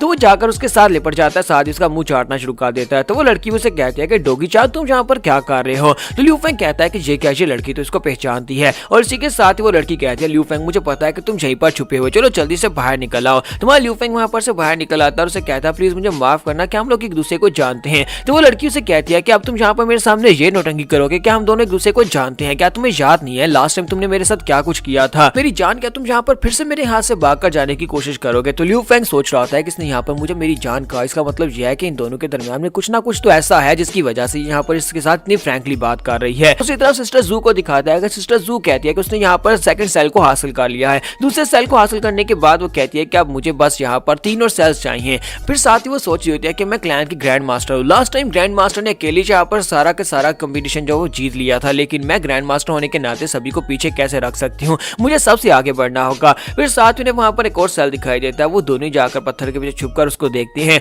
तो सिस्टर जू कहती है कि यहाँ पर एक सेल है लेकिन यहाँ पर आसपास कोई भी नहीं है, लगता है कि ये फ्री है, चलो जल्दी से इसको उठा लेते हैं। और जल्दी से भागती हुई आगे बढ़ती है और जाकर उस सेल को उठाती है और कहती है कि मैं तो काफी ज्यादा अच्छी हूँ, मैं काफी लकी हूँ जो मुझे यहाँ पर सेल्स मिल रहे हैं। और इसके पास 3 हो जाते हैं, लेकिन इसी के साथ सामने टीले के ऊपर से 2 लोग निकलते हैं। 2 क्लैन मेंबर्स उसके सामने खड़े होते हैं और उसे कहते हैं कि हम लोगों ने यहाँ पर इस सेल को जानबूझकर रखा था ताकि यहाँ पर तुम्हें चारा डाला जा सके और तुम यहाँ पर चारे को चढ़ते हुए चली आए, चलो जल्दी से अपने सेल्स निकालकर हमारे हवाले करो। और सिस्टर जू बेचारी अपना सर पकड़कर खड़ी हो जाती है और कहती है मैं तो यहाँ पर बहुत ही बुरी सिचुएशन में फंस चुकी हूँ। यहाँ पर तो डार्कनेस क्लैन के लोग हैं, डार्कनेस क्लैन के लोगों ने यहाँ पर ये बेट के तौर पर डाला हुआ था ताकि यहाँ पर जो भी आकर इसको उठाए उसके पास से ये लोग उसके अपने सेल्स को ले सकें। तो बेचारी काफी ज्यादा उदास होती है। फिर साथ ही उनसे कहती कहती है कि तुम्हें क्या लगता है कि तुम दो लोग जहाँ पर मुझे अकेली को हैंडल कर सकते हो, मैं जहाँ पर तुम दोनों से निपटने के लिए काफी हूँ। जबकि डार्कनेस सेक्टर का एक लड़का उसे कहता है कि जहाँ पर दूसरे क्लैंस को वाइप आउट करके उनके सारे पॉइंट्स को लेना ज्यादा आसान है, हम लोग जहाँ पर ये काम नहीं करते कि एक एक करके जाके सेल्स को ढूंढे, हमारे लिए ये काम ज्यादा आसान है। जल्दी से बताओ कि तुम कौन सा सेक्टर से हो ताकि हम लोग तुम्हारे बाकी के सेक्टर मेंबर्स को भी जाकर पकड़े, उनके पास से ब्रेसलेट ले सके। इस साथ ही हमारी सिस्टर जू के पीछे से आवाज आती है। डान डाई वहाँ पर आता है और आकर कहता है कि मैं इसे जानता हूँ, इसका नाम गाओ लिंग है और ये लिंगजाओ क्लैन से है। सिस्टर जू भी जल्दी से पीछे की तरफ घूमती है और कहती है कि तो डान डाई है। तो उसे कहती है डान डाई तुम यहाँ पर क्या कर रहे हो? कहते हैं इसका मतलब यह है कि तुमने किसी दूसरे क्लैन को ज्वाइन कर लिया, बताओ कि तुम यहाँ पर कौन से क्लैन के साथ आए। जबकि डार्कनेस सेक्टर के लड़के जो होते हैं वो डान डाई से कहते हैं कि लड़के यहाँ से दफा हो जाओ वरना यहाँ पर तुम भी इस लड़की के साथ मारे जाओगे।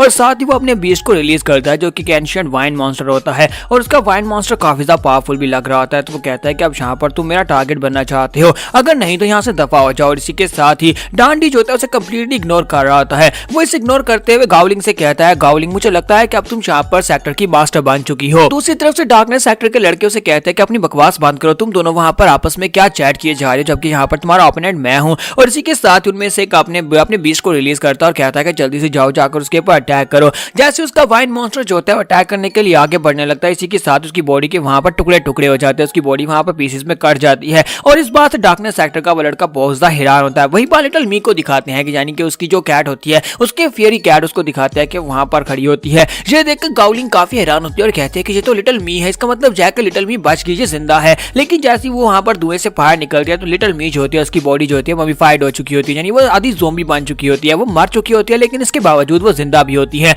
और ये देखकर वो बहुत ज्यादा हैरान होती है और कहती है कि ऐसा कैसे हो गया, तुमने ये कैसे किया। और दूसरी तरफ से वो दोनों सेक्टर के लड़के भी कहते हैं कि ये कैसे हुआ, हमें यहाँ पर समझ नहीं आ रही। वो दूसरे लड़के से कहता है कि हमें यहाँ पर जीतना होगा, चलो जल्दी से अपने बीस्ट को रिलीज करो। और वो दोनों वहाँ पर अपने अपने और बीस्ट को रिलीज करते हैं और साथ ही उनके अंदर स्पेशल पावर वाले अपने तलिस्मन्स को लगाते हैं। उनके पास अब यहाँ पर एक बुल मॉन्स्टर होता है और एक स्लग मॉन्स्टर होता है। तो वो दोनों जो होते हैं वो गावलिंग के ऊपर अटैक करने के लिए आगे बढ़ते हैं। जैसे वो गावलिंग की तरफ आगे बढ़े होते हैं तो गावलिंग जल्दी से अपने बटरफ्लाई यूज करते हुए बटर रैबिट के साथ ऊपर हवा में चली जाती है ताकि वो ऊपर उड़कर अटैक को अवॉइड कर सके। और इसी के साथ ही वो दोनों बीस्ट जो होती है अब यहाँ पर डांडी की तरफ आगे बढ़ते हैं, जबकि गावलिंग चलाकर उसे कहते हैं कि डांडी प्लीज यहाँ पर बचो। लेकिन डांडी बिल्कुल यहाँ पर अपने आप को हटा भी नहीं रहा था क्योंकि उसे पूरा कॉन्फिडेंस होता है कि उसकी लिटिल मी जो है हैंडल कर लेगी। और लिटिल मी जो होती है बड़ी तेजी के साथ उन दोनों बीस्ट के पास से गुजरती है और साथ ही अपने पंजे को घुमाती है, जिसकी वजह से दोनों बीस्ट की बॉडी वहाँ पर सेंटर से कट जाती है, उनके बहुत सारे टुकड़े हो जाते हैं। और लिटिल मी जो होती है बड़ी आसानी से उनको मारकर अब आगे बढ़ती है और सीधा उन दोनों के टेमर्स की तरफ जाती है। जैसे ही वो टेमर्स के करीब पहुंचकर उनको मारने लगते हैं वो दोनों टेमर्स वहां पर अपना हाथ उठाते हैं और सरेंडर कर देते हैं,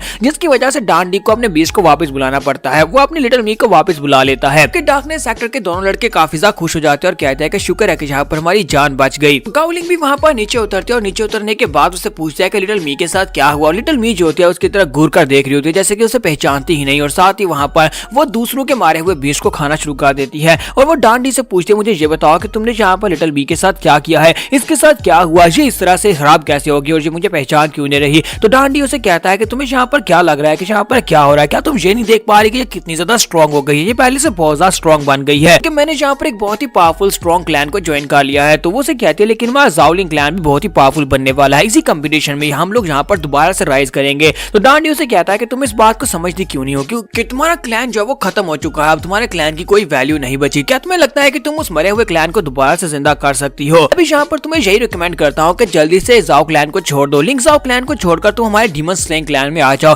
डीमन स्लेइंग क्लैन सबसे ज्यादा पावरफुल क्लैन है और इस कंपटीशन को जीतकर हम लोग टॉप पर पहुंचने वाले हैं। जबकि वो चिल्लाकर उसे कहते हैं नहीं सीनियर डांडी, मुझे लगता है कि तुम्हें हमारे सेक्टर में वापस आना चाहिए। अब जबकि जूनियर ब्रदर ल्यू ने हमें ज्वाइन कर लिया तो उसके ज्वाइन करने के बाद हमारे बीस्ट भी बहुत ही तेजी के साथ ग्रो कर रहे हैं, हमने अपने बीस्ट को अल्टीमेट लेवल पर पहुंचा दिया। तो वो कहता है कि तुम जहाँ पर उस लड़के की बात कर रही हो ना जो उस दिन वहां पर मुझसे पंगा लेने की कोशिश कर रहा था और मुझे रोकने की कोशिश कर रहा था, तुम लोगों ने उस लड़के को अपने क्लैन को ज्वाइन करने दिया। तो इसी के साथ ही गावलिंग उसे कहती है मैं तुमसे झूठ नहीं बोलूंगी, उस लड़के के पास कुछ ऐसे मेथड्स हैं जिसके साथ हम लोगों ने अपने बीस्ट को बड़ी तेजी के साथ ग्रो करवाया और जब से वो यहाँ पर वापस आया तब से हम लोग राइज करते जा रहे हैं और इस कंपटीशन को भी हम लोग जीतेंगे। डांडी उसे कहता है बेवकूफ लड़की, मुझे नहीं लगता कि तुम्हारा क्लैन जो है वो यहाँ पर दोबारा से राइज कर सकता है और स्पेशली उस लड़के ल्यू की मदद से, उस लड़के ल्यू फैक की मदद से तुम अपने क्लैन को दोबारा से राइज नहीं करवा पाओगी। और साथ ही उसकी लिटिल मी जो होती है वो बटर रैबिट की तरफ घूर कर देखती है, फिर साथ ही पीछे मुड़ जाता और कहता है मैंने तुम्हें यहाँ पर डीमन स्लेइंग क्लैन के बारे में बताया ना, अगर तुम्हें यहाँ पर लिंग जाओ क्लैन को छोड़ना हो तो प्लीज मेरे पास आ जाना, यानी कि डीमन स्लेइंग क्लैन को आकर ज्वाइन कर लेना। और लिटिल मी से कहता है कि मेरे साथ आ जाओ,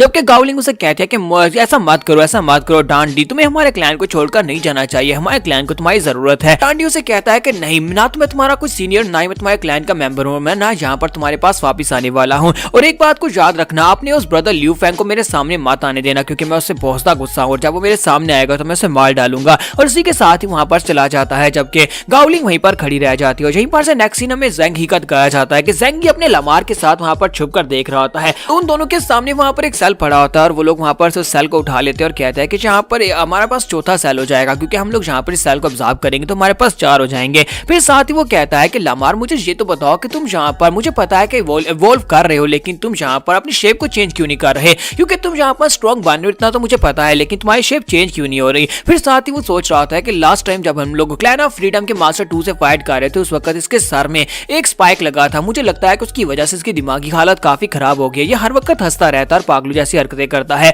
वो भी वहीं पर खड़ा खड़ा सोच रहा होता है। किसी के साथ ही लामार जो होता है वो सेल के पास पहुंच चुका होता है। वो चिल्लाकर उसे कहता है कि पहले यहाँ पर आसपास देखने तो देते, तुम खुद ही वहां पर चले गए हो। फिर साथ ही वो कहता है कि यहाँ पर कोई भी नहीं है। और इसी के साथ ही ज़ेंग भी भागता हुआ बाहर निकलता है और जाकर उस सेल को उठा लेता है। जैसे वो सेल को उठाता है, इसी के साथ साइड के ऊपर से आवाज आती है, कोई उसे कहता है कि ये सेल मेरा है, जल्दी से मुझे दे दो, अगर तुम यहाँ पर मरना नहीं चाहते मैं तुम्हें अच्छा सबक सिखाऊंगा अगर तुम इस सेल को मुझे वापस नहीं करोगे। तो ज़ेंग उसे देखने के बाद कहता है तो एक छोटा बच्चा है और इसकी उम्र तो मुझसे भी ज्यादा कम हो सकती है। और इसी के साथ ही उसे कहता है कि छोटे बच्चे, क्या तुम्हें वाकई में लगता है कि तुम्हें इस कंपटीशन में हिस्सा लेने के लिए आना चाहिए था? मुझे लगता है कि ये कोई बहुत बड़ी गलती हो गई है। जबकि वो लड़का उसे कहता है क्या बकवास कर रहे हो तुम, यहाँ पर मेरे से इस तरह बात कैसे कर सकते हो। और साथ ही वो अपने क्लैन का नाम बताता है। उसके क्लैन का नाम सेलेस्टियल ड्रैगन से स्टार्ट होता है और साथ ही काफी बड़ा लंबा नाम होता है। ज़ेंग उसके इस क्लैन का नाम सुनने के बाद हंसना शुरू कर देता है और कहता है कि देखो तो जरा, इतना लंबे क्लैन का नाम कौन रखता है जिससे नाम लेते लेते यहाँ पर इतना टाइम लग गया। जबकि वो लड़का चिल्लाकर उसे कहता है कि अपनी बकवास बंद करो। उस लड़के का नाम लॉन्ग नियान होता है। तो वो उसे कहता है कि मैं यहाँ पर ये सेल लेकर आऊंगा, जल्दी से ये सेल मुझे दे दो।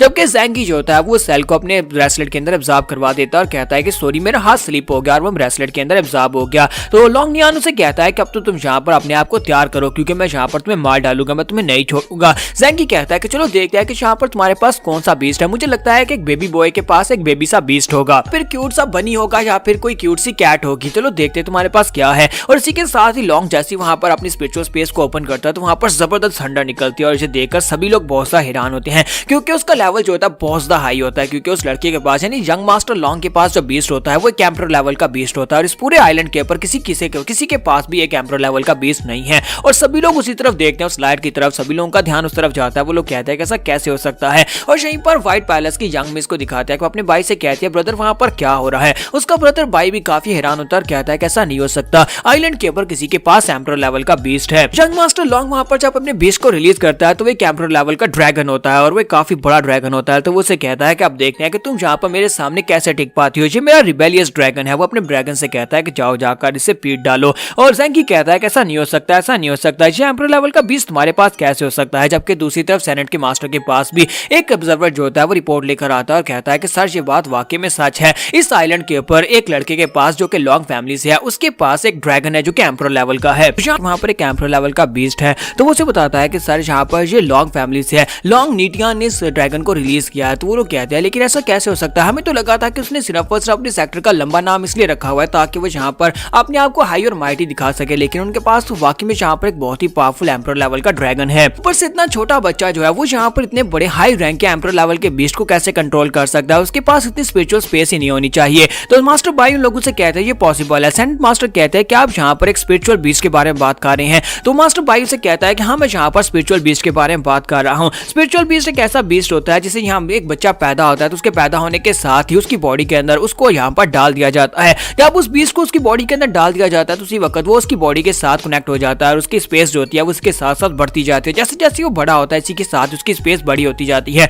और उसके अंदर उसके साथ जो स्पिरिचुअल बीस्ट को बाइंड किया जाता है वो भी बड़ा होता जाता है। बस सुनने के बाद मिस बाई कहती है कि अगर ऐसी बात है तो फिर मेरे फादर ने मेरी बॉडी के अंदर यहाँ पर एक पावरफुल इंटरनल बीस्ट को क्यों नहीं डाला। तो उसका भाई उसे कहता है क्योंकि तुम एक बेवकूफ हो, इसी वजह से तुम एक पावरफुल बीस्ट को नहीं संभाल सकती। और वो बात सुनने के बाद काफी गुस्सा आती है और कहती है तुम क्या बकवास कर रहे हो, ऐसा कुछ भी नहीं है। इसी के साथ ही नेक्स्ट सीन फिर से बैटलफील्ड का दिखाया जाता है जहां पर ज़ेंग जो होता है वो कहता है ऐसा कैसे हो सकता है, ये तो एक इटर्नल स्पिरिट मॉन्स्टर है। तो जबकि दूसरी तरफ से लॉन्ग भी काफी हैरान होता है और कहता है कि तुम्हें इस बारे में कैसे पता। और इसी के साथ ही यहाँ पर ज़ेंग अपने पास के कुछ इमेजेस दिखाता है। अपनी पास की इमेजेस में दिखाता है कि उसके फादर उसकी बॉडी के अंदर एक इंटरनल बीस्ट को ऐड करने की कोशिश करते रहे, एक बार नहीं बल्कि कई बार। वो कहता है कि कितनी बार यहाँ पर मेरी बॉडी के अंदर एम्ब्रियो को डाला गया, कितनी बार यहाँ पर मेरी मेरी बॉडी के अंदर इंटरनल बीस्ट को डालने की कोशिश की गई, लेकिन यह सब कुछ फेल रहा और एंड के ऊपर उन्हें लगा कि मैं बेकार हूँ, तो मेरे फादर मुझे छोड़कर चले गए। उन्हें लगा कि मैं बिल्कुल बेकार हूँ, तो मैं वहां पर अपने फादर को पुकारता रहा, लेकिन फादर ने कहा इस बार में भूल जाओ, तुम कभी मेरे बेटे थे ही नहीं। और इसी के साथ ही यहीं पर उसकी मेमोरीज एंड होती हैं। जबकि लॉन्ग उसे कहता है कि लड़के अब जाओ कि तुम्हें जहाँ पर पता है तो तुम जहाँ पर बहुत ज्यादा जेलस हो रहे होगे। ज़ेंगी काफी गुस्सा होता है, चलाकर उसे कहता है कि इंटरनल बीस्ट के बारे में जहाँ पर कुछ भी ग्रेट नहीं है, अगर तुम्हारे पास जहाँ पर इंटरनल बीस्ट है इसका मतलब ये नहीं है कि तुम हमसे ज्यादा महान हो।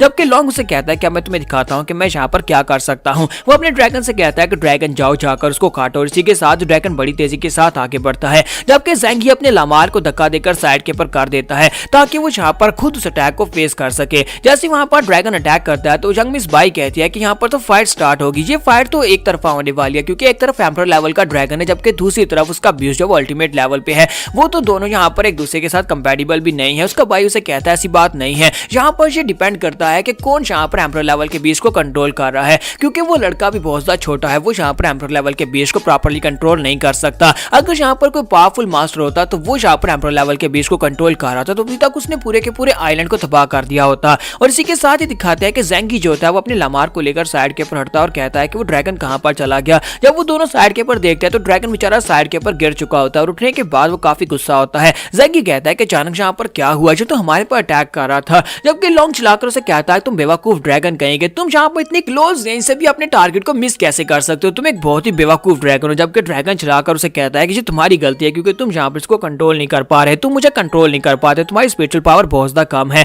दोनों वहां पर आपस में लड़ना शुरू कर देते हैं। जबकि ज़ेंगी सोच रहा था कि यहाँ पर चल क्या रहा है, एक टेमर और उसका बीस्ट आपस में फाइट कर रहे हैं, लगता है कि दोनों एक दूसरे के साथ कंपैटिबल नहीं है। तो वो अपने लामार से कहता है कि लामार जान चलो हम लोग यहाँ पर इनसे फाइट करते हैं, मुझे लगता है कि तुम यहाँ पर इसको हरा सकते हो, हम दोनों काफी रहेंगे एम्परर लेवल के बीस्ट को हराने के लिए। और साथ ही वो उसे पत्थर देता है ताकि वो उसे लिक करे, और उस पत्थर के ऊपर लिक करवाने के बाद उस पत्थर को ऊपर की तरफ फेंक देता है। तो लॉन्ग कहता है कि अब ये क्या कर रहा है, इसने पत्थर को हवा में क्यों फेंक दिया। और इसी के साथ वो लामार से कहता है कि लामार एक स्पाइक उसके ऊपर फेंको, और वो अटैक करता है और पत्थर जो होता है वहां पर हवा में टुकड़े टुकड़े हो जाता है। जब वो टुकड़े टुकड़े हो जाता है इसी के साथ क्योंकि लामार ने अपनी जुबान के साथ उसको चाटा था, उसके ऊपर उसका थूक लगा हुआ है, इसी वजह से वो सारे टुकड़े जो होते हैं स्पाइक बन जाते हैं। तो ज़ेंगी लॉन्ग से कहता है कि अब यहाँ पर मेरे अटैक का मजा चखो, इसको फॉलिंग स्पाइक्स कहते हैं। और इसी के साथ ही फॉलिंग स्पाइक्स जो होते हैं वो यंग मास्टर लॉन्ग के ऊपर गिरने लगते हैं। तो उसका ड्रैगन बड़ी तेजी के साथ वहां पर आगे बढ़ता है, साथ ही अपनी एनर्जी को रिलीज करता है। अपनी एनर्जी को रिलीज करते हुए वहां पर अपनी फायर से अटैक करता है। जैसे वो अटैक करता है सारे स्पाइक्स जो होते हैं वो तो वहां पर धूल मिट्टी बनी जाती हैं,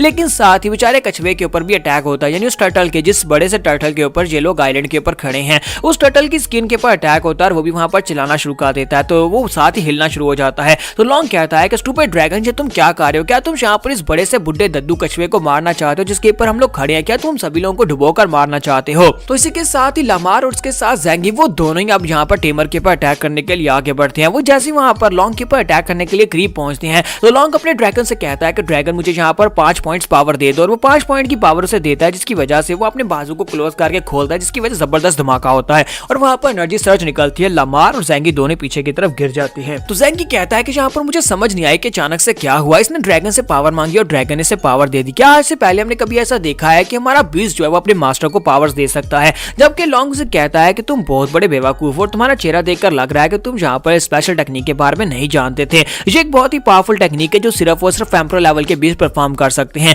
एम्परर लेवल के बीस्ट जो होते हैं वो अपने टेमर को कुछ टाइम के लिए अपनी पावर्स उधार दे सकते हैं। और इसी के साथ ही लामार जो होता है बड़ी तेजी के साथ घूमता हुआ उसके पर अटैक करने के लिए आगे बढ़ता है। जैसे वो उसके करीब पहुंचता है तो दूसरी तरफ से लॉन्ग जो होता है अपने ड्रैगन से कहता है कि मुझे 10 पॉइंट पावर दे दो, और उसे 10 पॉइंट पावर मिलती है, जिसके साथ वो बेचारे लामार के ऊपर एक जबरदस्त पंच मारता है और लामार वहीं पर ग्राउंड के ऊपर पटकता है, जिससे वहीं पर बेहोश हो जाता है। ज़ेंगी भागता हुआ आगे बढ़ता है और कहता है कि तुमने क्या कर दिया, तुमने मेरे लामार को बुरी तरह जख्मी कर दिया। जबकि इसी के साथ ही वो अपने 5वें पावर रिलीज करता है और जाकर ज़ेंगी को मारने लगता है। जैसे वो उसके करीब पहुंचता है उसके डैड वहां पर पहुंच जाते हैं और उसे कहते हैं यहीं पर रुक जाओ। तो वो कहता है डैड आप यहाँ पर क्या कर रहे हैं, और इसी के साथ वो अपने पंच को मिस कर देता है और ज़ेंगी को छोड़ देता है। तो वो उसे कहता है डैड आप यहाँ पर मेरे रास्ते में क्यों आ रहे हैं, अभी तो मैं यहाँ पर बहुत ज्यादा मजा करने वाला था, इस छोटे लड़के को मैं सबक सिखाने वाला था। उसके डैड उसे कहते हैं कि मैंने तुम्हें कहा था ना कि यहाँ पर अपनी फुल पावर्स को रिलीज मत करना वरना तुम किसी को मार दोगे। तो वो कहता है नहीं नहीं डैड ऐसा कुछ भी नहीं है, मैं तो यहाँ पर किसी को मारने नहीं वाला था, मैंने यहाँ पर अपनी पावर्स को क्लोज खा लेना था, जब मैं इसके करीब पहुंचता मैं तो बस इसका चेहरा देख रहा था। तो उसके डैड उसे कहते हैं अच्छा तो तुम यहाँ पर अपनी पावर्स को क्लोज कर लेते, फिर तुमने एम्परर लेवल के ड्रैगन को रिलीज क्यों किया, तुम्हें पता भी है कि यहाँ पर तुम कितनी बड़ी मुसीबत में पड़ चुके हो। यहाँ पर इस आइलैंड के ऊपर सभी लोगों ने तुम्हारे ड्रैगन को रिलीज होते हुए देख लिया और सभी को पता है कि यहाँ पर एक एम्परर लेवल का बीस्ट बूस्ट है, ये हमारा एक सीक्रेट था और तुम यहाँ पर अपनी पावर्स को रिस्ट्रेन नहीं रख पाए। तो वो कहता है लेकिन डैड इसने मुझे बहुत सा गुस्सा दिला दिया था जिसकी वजह से मुझे ये करना पड़ा, इसने मेरे स्पोर्ट्स को भी चोरी कर लिया। तो उसके डैड आके बढ़ते हैं और गुस्से के साथ से कहते हैं लड़के अब तुम्हें यहाँ पर समझ आ गई होगी कि तुम्हारी पावर लेवल में हमारी पावर लेवल में कितना बड़ा डिफरेंस है, तो क्या तुम यहाँ पर जो भी चोरी किया है वो वापस दोगे या नहीं, या फिर तुम अपनी जान गवाओगे। और इसी के साथ ही ज़ैंगी गुस्से के साथ चलाकर उसे कहता है कि नहीं मैं कभी भी सरेंडर नहीं करूंगा और यहाँ पर स्पोर्ट्स भी नहीं दूंगा। और उसके डैड से बात सुनने के बाद अपने बेटे से कहते हैं बेटा मुझे तो लगा था कि जब मैं यहाँ पर टफ लुक के साथ इसे बात करूंगा तो यहाँ पर ये मान जाएगा या सरेंडर कर देगा या फिर स्पोर्ट्स दे देगा। तो उसका बेटा उसे कहता है डैड मुझे लगता है कि आपके ऊपर ये सूट नहीं करता, आप इस तरह से गुस्से से बात करते हैं तब आप भोंदू लगते हैं, चलो यहाँ से चलते हैं, चल के कहीं और पर जाकर स्पोर्ट्स इकट्ठे करते हैं, हमें यहाँ पर इसके पास स्पोर्ट्स नहीं मिलेंगे। और इसी के साथ ही वो दोनों बाप बेटा पीछे की तरफ मुड़ जाते हैं और उसके डैड काफी ज्यादा खुश हो जाते हैं और कहते हैं कि मेरे बेटे तुमने यहाँ पर ड्रैगन को रिलीज करना सीख लिया, ये बहुत अच्छी बात है। जबकि ज़ैंगी वहाँ पर अपने डैड के बारे में सोच रहा होता है, फिर साथ ही कहता है कि लॉन्ग नीटियान मेरी बात सुनो, मेरा नाम ज़ैंगी है और मेरा नाम याद रखना, मैं लिंगज़ाओ क्लैन से और एक ना एक दिन मैं तुमसे फाइट करूंगा और तुम्हारे एम्परर लेवल के बीस्ट को हरा दूंगा। तो वो कहता हाँ क्यों नहीं श्योर, मैं यहाँ पर तुमसे जरूर फाइट करूंगा और उस बार हम लोग यहाँ पर बिल्कुल भी अपने आप को रिस्ट्रेन नहीं करेंगे। सिस्टर यूई को जब वहाँ पर एक कौवा जो होता है उसे एक सेल दिखाई देता है, तो वो कौवा उस सेल को उठाने के लिए जैसे वहाँ पर नीचे लैंडिंग करता है, इसी के साथ ही हमारा पांडा चान वहाँ पर से निकलता है। वो अपनी पेंटिंग टेक्निक को यूज करते वहाँ पर मिट्टी के साथ मिला हुआ था और उस सेल को उठा लेता है और इसी के साथ ही सिस्टर यूई से कहती है कि क्या तुम्हें वो मिल गया, तो वो उसकी तरफ उस सेल को फेंक देता है। तो वो उसे कहती है तुम्हारा बहुत बहुत शुक्रिया, तुमने यहाँ पर मुझे काफी सारे पॉइंट्स ले दिए हैं। और इसी के साथ उन्हें फिर से वहाँ पर एक लाइट दिखाई देती है। पांडा चान उसे कहता है कि वहाँ पर देखो एक और सेल है। इसी के साथ ही पांडा चान जो होता है वो सेल को लेने के लिए आगे बढ़ जाता है, जबकि सिस्टर यूई कहती है कि मुझे सिर्फ और सिर्फ इसको फॉलो ही करना पड़ेगा क्योंकि मैं यहाँ पर इसके बिना तो कुछ भी नहीं कर सकती और मैं ना इसे यहाँ पर कंट्रोल कर सकती हूँ। तो वो उसे कहती है पांडा चान रुक जाओ, मुझे भी आने दो। सिस्टर यूई सोच रही थी कि अब जबकि ये वाला सेल मुझे मिल जाएगा तो उसके बाद मेरे पास टोटल 3 पॉइंट्स हो जाएंगे, फिर मुझे सिर्फ और सिर्फ 2 और पॉइंट्स चाहिए होंगे और 2 पॉइंट्स लेकर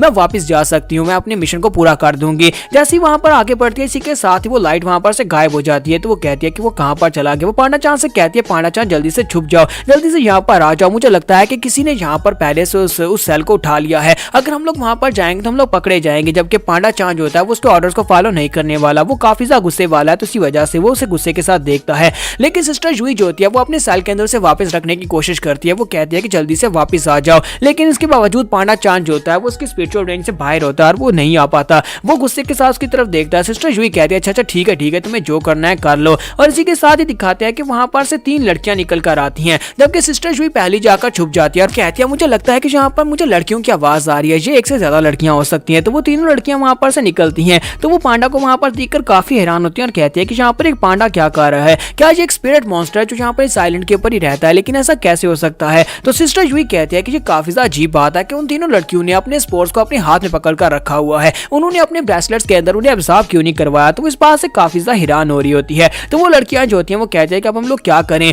तो एक लड़की उसे कहते हैं कि हमारे पास और कोई रास्ता नहीं है, हमें यहाँ पर इस पांडा को हराना होगा, चलो जल्दी से अपने बीस्ट को निकालो। हम लोग अपने बीस्ट को निकालकर इसके साथ फाइट करेंगे और इसे यहाँ से डराकर भगा देंगे और उसके बाद हम लोग यहाँ पर से सेल कलेक्ट करेंगे। और वो तीनों ही अपने अपने बीस्ट को निकालती हैं। जैसे वो अपने बीस्ट को निकालकर पांडा चान के ऊपर अटैक करने के लिए आगे भेजती हैं, तो पांडा चान उन सभी को सिर्फ और सिर्फ एक पंचीज मारता है और सारे के सारे बीस्ट वहीं पर ग्राउंड के ऊपर गिर जाते हैं। तो ये देखकर सिस्टर यूई कहती है क्या क्या ये फाइट खत्म भी हो गई, इसका मतलब यह कि लड़कियों के बीस्ट बहुत ज्यादा कमजोर थे, ये लड़कियां कोई वॉरियर तो नहीं है क्योंकि इनके बीस्ट इतने कमजोर हैं, कैसे लगता है जैसे इन्होंने पालतू जानवर के शौक के तौर पर इनको रखा हो। सिस्टर यूई भी वहां पर से बाहर निकल आती है और कहती है कि मैं यहाँ पर टफ होने का नाटक कर सकती हूँ। वो बाहर निकलती है और कहती है कि लड़कियों चलो जल्दी से अपने स्पोर्ट्स मेरे हवाले कर दो, अगर तुम लोग जिंदा रहना चाहती हो, अगर तुम मरना चाहती हो तो फिर ठीक है इनको पास ही रखो। जबकि वो लड़कियां जो होती हैं घबरा रही होती है, लेकिन साथ ही वो कहती है नहीं हम लोग जो तुम्हें नहीं दे सकते। सिस्टर यूई कहती है क्या हुआ, तुम यहाँ पर इसको मुझे क्यों नहीं देना चाहती, क्या तुम मरना चाहती हो, क्या तुम्हें अपनी जान की फिक्र नहीं है। तो वो लड़की उसे कहती है कि हमारे साथ बहुत ही बुरा हुआ है, प्लीज हमारे पास हमारे स्पोर्ट्स मत लो, क्योंकि अगर हमने स्पोर्ट्स दे दिए तो हमारी सिस्टर मारी जाएगी, हमारी सिस्टर जैनमी को किसी ने यहाँ पर बंदी बनाकर रखा हुआ है। तो सिस्टर यूई कहती है बताओ यहाँ पर उसके साथ क्या हुआ, तुम लोग मुझे डिटेल में सारी बात बताओ। तो वो लड़कियां उसे सारी बात डिटेल में बताना स्टार्ट करती है और कहती हैं, लड़कियां उसे कहती है कि हम लोग एक मॉडलिंग शो में आती हैं, एक मॉडलिंग शो चलाती हैं जहां पर हम लोग अपने बीस्ट को लेकर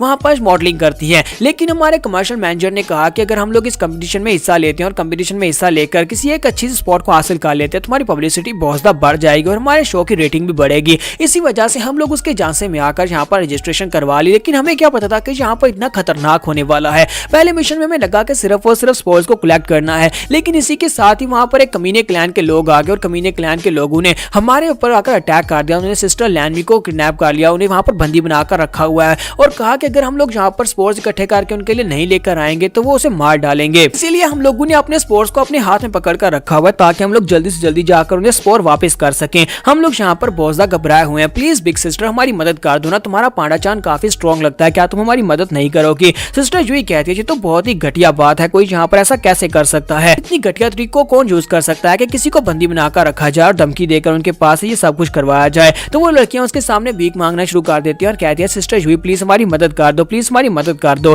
तो वो कहती है, अच्छा ठीक है, मुझे बताओ कि वो बंदा कहाँ पर है। और इसी के साथ ही वो लड़कियां उसे कहती है कि हमारे साथ आ जाओ, और वो उसे अपने साथ लेकर उनके पीछे पीछे चल पड़ती है। सिस्टर जूही सोच रही होती है कि अचानक में मेरे अंदर बहादुरी कहाँ से आ गई कि मैं इनके साथ इनकी जान बचाने के लिए चल पड़ी हूँ। जैसे ये लोग वहाँ पर पहुंचती हैं तो वहाँ पर एक लड़का बैठा होता है, उसने अपने पैरासाइट वाले मॉन्स्टर को रिलीज किया होता है जो कि उस लड़की जैनमी की बॉडी के पास ही होता है, और वो उनसे कह रहा होता है कि तुम लोग कितनी जल्दी वापस आ गए, क्या तुम्हें सारे स्पोर्ट्स मिल गए जितने मैंने कहा था? तो वो लड़कियां कहती हैं कि सर हम लोग सिर्फ और सिर्फ 3 स्पोर्ट्स को ही ढूंढ पाए हैं, प्लीज हमारी सिस्टर जैनमी को जाने दो। तो वो कहता है, क्या तुम लोग यहाँ पर मेरे साथ निगोशिएट करना चाहती हो? मैंने तुमसे कहा था कि निगोशिएट नहीं करूंगा, यहाँ पर इस लड़की को मारना मेरे लिए बाएं हाथ का खेल है, तो देखो अब यहाँ पर इस लड़की को मरता हुआ देखो। और साथ ही वो अपने बीच से कहता है कि इसका सर चबा जाओ, लेकिन इसी के साथ ही सिस्टर लैन चलाकर उसे कहते हैं, प्लीज ऐसा मत करो, ऐसा मत करो, हमें यहाँ पर जीतने का एक तरीका मिल गया है। तो वो लड़का उसे कहता है कि तुम्हें क्या तरीका मिला है, बताओ तुम्हें क्या तरीका मिला? तो वो लड़की उसे कहती है कि हम लोग यहाँ पर स्पोर्ट्स को इकट्ठा करें ताकि हम लोग जीत सके, लेकिन हमें यहाँ पर एक अच्छा तरीका मिल गया जिसमें हम लोग यहाँ पर बेटर तरीके से स्पोर्ट्स हासिल कर सकते हैं, वो भी ज्यादा मिकदार में।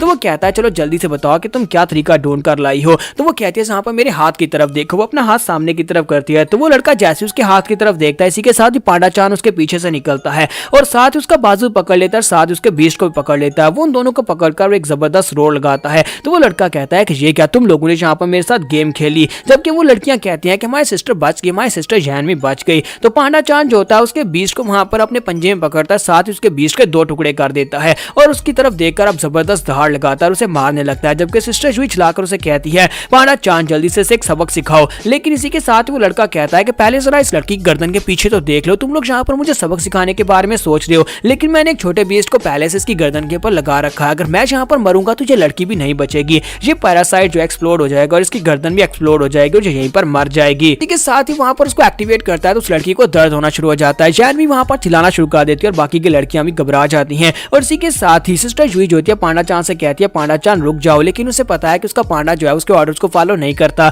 तो पांडा चान फिर से वहां पर उस लड़के के ऊपर गुस्से के साथ चिल्लाता है और उसे मारने लगता है, लेकिन सिस्टर जूही चिल्लाकर उसे कहती है, मैंने कहा रुक जाओ, क्या तुम मेरी बात को सुन नहीं रहे? के साथ ही पांडा चान को वहां पर रुकना पड़ जाता है, जबकि वो लड़का हंसना शुरू कर देता है और कहता है कि तुम लोगों ने तो यहाँ पर मुझे डरा ही दिया था, मुझे लगा कि मैं यहाँ पर मरने वाला हूँ, लेकिन अफसोस कि अब यहाँ पर तुम सभी लोग मरने वाली हो। और इसी के साथ ही वो कहता है कि यार तुम्हारा इस सबसे क्या ताल्लुक है, तुम यहाँ पर इनकी मदद करने के लिए क्यों आई हो? फिर साथ ही वो अपने पास से एक पैरासाइट को निकालता और कहता है, अब तुम लोगों को यहाँ पर चूज करना होगा, या तो यहाँ पर तुम सभी लोग एक साथ मरो, या फिर तुम लोग सभी लोग मेरे गुलाम बन जाओ, यहाँ पर मेरे लिए स्पोर्ट्स को इकट्ठा करके लाओ, तुम सभी की गर्दन के ऊपर मैं इस तरह का एक पैरासाइट लगाने वाला हूँ। तो वो लड़कियां बहुत ज्यादा घबरा जाती हैं, जबकि पांडा चान बहुत ज्यादा गुस्सा आ रहा था, वो ऐसा बिल्कुल भी नहीं करने देगा। सिस्टर जूही जो होती है वहां पर खड़ी होती है और पांडा चान चला चला कर उसे कह रहा होता है कि यहाँ पर फाइट बैक करो, फाइट बैक करो, लेकिन वो वहां पर चुपचाप खड़ी होती है। तो इसी के साथ ही वो लड़का उसे कहता है कि तुम्हें यहाँ पर अब यहाँ पर चॉइस दी जा रही है, तुम्हें खुद यहाँ पर चूज करना होगा, या तो खुद ये पैरासाइट अपनी बॉडी पे लगवाओ या फिर ये लड़कियों की बॉडी पर लगने दो। जैसे वो उसे ये बात करता है, इसी के साथ सिस्टर जूही को अपनी बैकग्राउंड याद आती है, जहां पर कोई उसे कह रहा था कि तुम्हारे पास यहाँ पर चूज करने का मौका है, या तो तुम इसे बचा सकती हो या फिर तुम इस लड़की को बचा सकती हो। उसके सामने एक लड़का और एक लड़की होती हैं और तीसरा ऑप्शन उसे दिया जाता है, या तुम अपने आप को बचा सकती हो। और सिस्टर जूही की हालत भी काफी खराब लग रही होती है। जैसे वो ये मेमोरी याद करती है, वो वहां पर गुस्से के साथ चिल्लाना शुरू कर देती है और इसी के साथ ही वहीं पर से बिल्कुल एक चुड़ैल की तरह उल्टी फ्लिप मारती है। उल्टी फ्लिप मारकर उसको पकड़ती है, उसको पकड़ने के साथ ही अपनी टांग में उसकी गर्दन को लपेटती है और साथ ही उसे कहती है, मैं यूई टोंग कभी किसी के सामने कॉम्प्रोमाइज नहीं करूंगी। और साथ उसे अपनी टांग में देकर वहीं पर ग्राउंड के ऊपर पटक देती है। जब उसे ग्राउंड के ऊपर पटक देती है तो सिर्फ एक ही अटैक में उसकी मुंडी मरोड़कर उसको मार डालती है। यहाँ पर अचानक से सिस्टर जूही की बॉडी के अंदर क्या आ गया और जिन सभी लोगों के पास की क्या क्या मेमोरीज हैं कि जहाँ पर सभी लोग अपने अपने पास्ट को याद कर रहे हैं, जो तो हमें फ्यूचर में जाकर पता चल ही जाएगा। फिलहाल के लिए जहाँ पर इनके पास से खत्म था और वो लड़कियां बहुत ज्यादा खुश हो जाती है। वो चारों लड़कियां वहाँ पर एक दूसरे के गले लगती है और रोना शुरू कर देती हैं। फिर साथ ही उनमें से सिस्टर लैन कहती है कि बिग सिस्टर तुम्हारा बहुत बहुत शुक्रिया, जबकि बिग सिस्टर वहाँ पर बिल्कुल अजीब सी हरकतें कर रही होती है, उसकी आंखें भी वहाँ पर चमक रही होती हैं। तो वो उसे कहती है, मुझसे दूर रहो, मुझसे दूर रहो। और सिस्टर लैन इस बात से बहुत ज्यादा घबरा जाती है, जबकि इसी के साथ ही सिस्टर जूही वहीं पर नीचे गिर जाती है और बेहोश हो जाती है। थोड़ी देर के बाद जब उसे उसे होश आती है तो वो चारों लड़कियां वहीं पर होती हैं और उसे कहती है बिग सिस्टर तुम तो बहुत ज्यादा स्ट्रॉन्ग हो, तुम्हारा बहुत बहुत शुक्रिया बचाने के लिए। जबकि सिस्टर जूही कहती है कि यहाँ पर हुआ क्या यहाँ पर वो बुरा आदमी कहाँ पर चला गया, उस बुरे आदमी को यहाँ पर किसने मारा, वो कहाँ पर चला गया है। तो वो लड़कियां उसे कहती है वो बुरा आदमी तो पहले से मर चुका है, तुम ने यहाँ पर उस बुरे आदमी को मारा है। तो सिस्टर जूही कहती है ऐसा कैसे हो सकता है, मैंने उसे कैसे मार दिया। वो उनसे कहती है क्या तुम लोग मेरे साथ मजाक कर रही हो, मैं तो सिर्फ और सिर्फ एक कुक हूँ, मुझे खाना पकाना आता है, मुझे लोगों को मारना नहीं आता। फिर साथ ही वो सोच रही होती है कि मुझे यहाँ पर कुछ अजीब सी मेमोरीज दिखाई दी थी, लगता है कि वो मेरी पास की मेमोरीज है, लेकिन मुझे यहाँ पर उनके बारे में कुछ भी याद नहीं है। फिर साथ ही वो सोच रही होती है कि मेरा ओरिजिन क्या है, मैं यहाँ पर इतनी बड़ी स्पिरिचुअल रिंग को ओपन कर सकती हूँ जिसके अंदर लॉर्ड पैंडा जैसे कितने सारे लॉर्ड पैंडास आ सकते हैं, और ऊपर से अब मुझे यहाँ पर एक लड़की और एक लड़का दिखाई दिए थे जो कि बहुत ही बुरी हालत में थे। ऐसा तो नहीं है कि मैं बहुत ही पावरफुल बैकग्राउंड से हूँ। इसी के साथ सिस्टर लैन आगे बढ़ती है और उसे कहती है सिस्टर मुझे ये बताओ कि तुम कौन से सेक्टर से हो। तो वो उसे अपने बारे में बताती है कि मैं लिंगजाओ क्लैन से हूँ। तो वो लड़कियां उसके सामने अपना सर झुकाती हैं और कहते हैं कि हम सभी लोग लिंगजाओ क्लैन को ज्वाइन करेंगी। तो सिस्टर जूही कहती है कि इस बात का क्या मतलब है, तुम सभी लोग जो क्या कह रही हो। तो वो लोग कहती हैं सिस्टर हम सभी लोग सिर्फ और सिर्फ मॉडल्स है, लेकिन अब हम सभी लोगों को लगता है कि हमें अच्छे ग्रुप को ज्वाइन करना चाहिए, किसी अच्छे सेक्टर को ज्वाइन करेंगे तो हम लोग भी अच्छी बन पाएंगे और तुम्हारी तरह स्ट्रॉन्ग बन पाएंगी। तुम एक बहुत ही स्ट्रॉन्ग और तुम्हारी रोल मॉडल हो, हम तुम्हें अपना हीरो मानते हैं और इसी वजह से यहाँ पास से कंपटीशन खत्म होने के बाद हम सीधा तुम्हारे पास आएंगे लिंगजाओ क्लैन में और वहां पर वापस आकर हम लोग तुम्हारे सेक्टर को ज्वाइन करेंगे। और साथ ही उसे अपने पास से तीनों स्पोर्ट्स भी उसे दे देते हैं और कहता है कि तीनों स्पोर्ट्स भी रख लो क्योंकि हमें अब इनका कोई फायदा नहीं है, क्योंकि हम लोग जा रहे हैं, हम लोग अभी सरेंडर कर देते हैं क्योंकि कंपटीशन बहुत ज्यादा टफ होता जा रहा है, हम लोग यहाँ पर सर्वाइव नहीं कर पाएंगे। और वो तीनों स्पोर्ट्स उनसे ले लेती है। जबकि यहीं पर से नेक्स्ट सीन जो होता है ल्यू फेंग का दिखाया जाता है कि मां ल्यू फेंग जो होता है वो आगे आगे चल रहा था और उस लड़की से कहता है कि तुम कब से मेरा पीछा कर रही हो, क्या तुम्हें अपने सेक्टर को दोबारा जाकर ज्वाइन नहीं करना, तुम अपने सेक्टर के मेंबर्स को छोड़कर मेरे पीछे क्यों आ रही हो। तो वो उसे कहती है कि मैं तो यहाँ पर तुम्हें फॉलो नहीं कर रही, मैं तो बस इस लिटिल पपी के पीछे पीछे आ रही हूँ क्योंकि जो मुझे बहुत ज्यादा मिस कर रहा था, इसी वजह से मैं इसके साथ आ रही हूँ और तुम्हें इस बात से क्या फर्क पड़ता है। तो मां ल्यू फेंग उसे कहता है अच्छा ठीक है, अब जबकि तुम यहाँ पर मेरे साथ होते हो क्या तुम्हें अपने टीममेट्स की बिल्कुल भी फिक्र नहीं है कि तुम्हारे लैंग ग्रुप के लोग वो पीछे रह गए हैं। तो वो लड़की उसे कहती है कि वैसे भी यहाँ पर हमारे लिए जीतना बहुत ज्यादा मुश्किल है, हमारा लैंग ग्रुप बहुत ज्यादा कमजोर है और मुझे नहीं लगता कि हम लोग इस कंपटीशन में अच्छी जगह बना पाएंगे। और लिटिल डॉगी तुम्हें इस बारे में क्या लगता है। तो लिटिल डॉगी आगे से बू करता है, यानी कि वो कहता है कि हाँ ऐसी बात है कि मां ल्यू फेंग वहां पर सोच रहा था कि ये मेरे डॉगी के बहुत ज्यादा क्लोज और मुझे लगता है कि ल्यू फेंग के भी काफी क्लोज रह चुकी है, तो मुझे यहाँ पर इसके पास इन्फॉर्मेशन निकलवानी होगी क्या है इन दोनों का रिलेशनशिप किस किस्म का था। तो मां ल्यू फेंग उसे कहता है कि मुझे बताओ कि तुम मेरे बारे में क्या सोचती हो। तो वो आगे बढ़ती है और उसे कहती है देखा तुम फिर से शुरू हो गए, क्या तुम्हें याद नहीं है कि लास्ट टाइम भी तुमने मुझे से इसी तरह की बात की थी। और वो आगे बढ़ती है और कहती है कि तुम कमीने मेरी जान कहीं के। तो मां ल्यू फेंग कहता है कि ये क्या बात है, ये किस तरह से मेरी तरफ देख रही है। और साथ ही जब वो उसकी बॉडी की तरफ देखता है तो वो वहां पर शर्माना शुरू कर देता है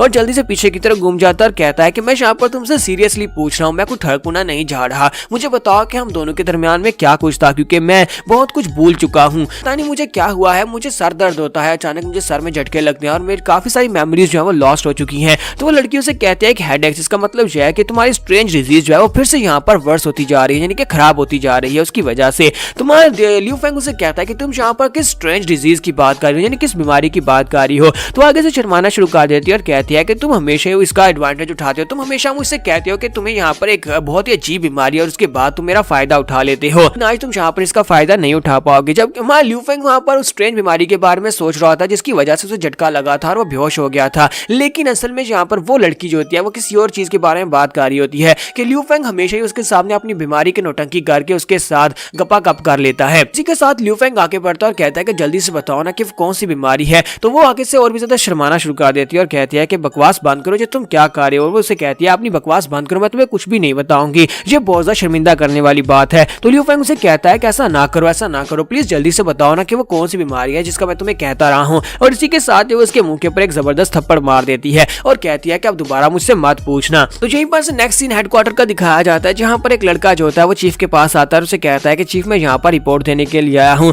अभी तक टोटल 278 स्पोर्ट्स इकट्ठे कर लिए जा चुके हैं। वक्त की स्टैंडिंग्स ये हैं, सबसे पहले नंबर पर क्लैन ऑफ फ्रीडम के लोग होते हैं जिनके पास टोटल 42 पॉइंट्स होते हैं। उसके बाद यहाँ पर डीमन स्लेयर ग्रुप के लोग होते हैं, जबकि हमारा लिंगजाओ क्लैन जो होता है वो 7वें नंबर पर होता है। ये बात सुनने के बाद मिस बाई कहती है क्या यहाँ पर लिंगजाओ क्लैन 7वें नंबर पर पहुंच गया, ये तो काफी अच्छी बात है। यहाँ पर टोटल 18 टीम्स बची होती हैं। तो वो कहती है कंपटीशन तो और भी ज्यादा इंटेंस होने वाला है क्योंकि अब सिर्फ और सिर्फ यहाँ पर 18 टीम्स ही बची हैं। और इसी के साथ ही वहाँ पर उन्हें रिपोर्ट दी जाती है। वहाँ पर उन लोगों अपने 2 लोगों को वहाँ पर भेजा था जाकर टीम को चेक करने के लिए। सबसे पहली टीम जो एलिमिनेट हुई थी तो वहाँ पर से जाकर वो रिपोर्ट देती है और कहते हैं कि सर आपका शक बिल्कुल ठीक रहा, यहाँ पर इन बेचारों को किसी ने बहुत ही बुरी तरह से मार दिया है, ये लोग बहुत ही बेदर्दी से मरे हैं, ताकि लोगों को यहाँ पर सिलेंडर यूज करने का मौका भी नहीं मिला होगा। चीफ कहते हैं मुझे लगता है कि यहाँ पर कुछ सेक्टर्स जो है फिर से यहाँ पर कत्लेआम मचाने के लिए आए हैं, क्योंकि पहले भी कंपटीशन में ऐसे ही होता रहा है कि कुछ सेक्टर्स ऐसे थे जो यहाँ पर आकर सिर्फ और सिर्फ दूसरे ओपोनेंट्स को मारने पर ध्यान देते थे, बल्कि कंपटीशन के पर ध्यान नहीं देते थे। तो सिस्टर बाई कहते हैं कि तुम लोग यहाँ पर कर क्या रहे हो, तुम लोग इसको रोक नहीं सकते, तुम लोग इनको रोकते क्यों नहीं।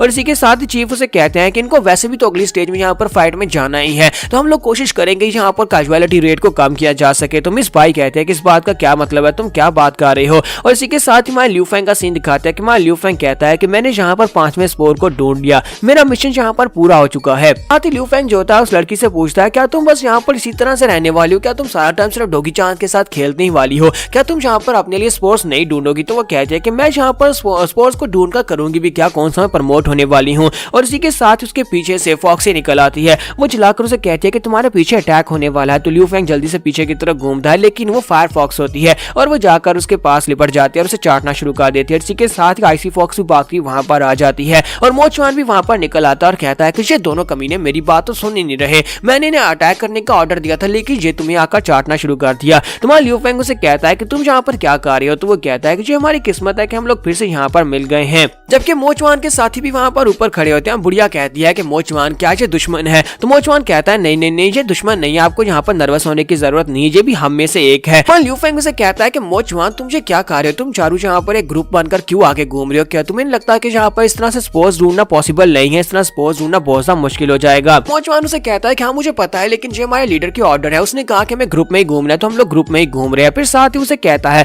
क्या तुम्हें यहाँ पर मेरी मदद चाहिए स्पोर्ट्स को कलेक्ट करने के लिए। तो मान ल्यूफेंग उसे कहता है कि नहीं मुझे नहीं चाहिए। तो वो कहता है लेकिन हम लोग तो दोस्त है ना, फिर हम लोग एक दूसरे के साथ अपने स्पोर्ट्स को बांट सकते हैं, तुम यहाँ पर इस तरह की बातें करना बंद करो प्लीज, ऐसा तो ना कहो। और इसी के साथ उन्हें वहां पर महसूस होता है कोई यहाँ पर है और इसी के साथ एक टीले के ऊपर से एक व्हील चेयर के ऊपर बैठा हुआ एक बंदा वहां पर से निकल आता है। तो वो लोग कहते हैं कि ये क्या, ये कौन है। जब वो उसके कपड़े देखते हैं तो वो कहता है ये तो क्लैन ऑफ फ्रीडम से लगता है। ल्यूफेंग इस बात से काफी ज्यादा हैरान होता है, जबकि मोचवान से कहता है कि तुम्हें घबराने की जरूरत नहीं है, मुझे नहीं लगता कि इन लोगों को पता होगा कि इनके मास्टर 2 और उनके 2 ब्रांच को हमने बर्बाद किया था, इसी वजह से मैं इनके साथ निगोशिएट करने की कोशिश करता हूँ। तो एक तरफ से हमारी ये बुढ़िया होती है जो कि मोचवान की मास्टर है, वो कहती है कि तुम कौन हो, जबकि दूसरी तरफ से वो उसे अपना नाम बताती है और कहती है मेरा नाम नाइजिंग है और मैं क्लैन ऑफ फ्रीडम से हूँ। ये दोनों बुड्ढे यहाँ पर एक दूसरे के आमने सामने है, तो क्या यहाँ पर एक बहुत ही खतरनाक पावरफुल फाइट होने वाली है, क्योंकि ये बुड्ढी जो है यानी ये मोचवान की मास्टर जो है जो शुरुआत से बहुत ज्यादा मिस्टीरियस लग रही थी। तो यहाँ पर हम नेक्स्ट एपिसोड में देखेंगे कि दोनों कितने पावरफुल हैं। तो एपिसोड की एक्सप्लेनेशन अच्छी लगी हो तो कमेंट करके जरूर बताइएगा और वीडियो को लाइक करना मत भूलिएगा। Thank you.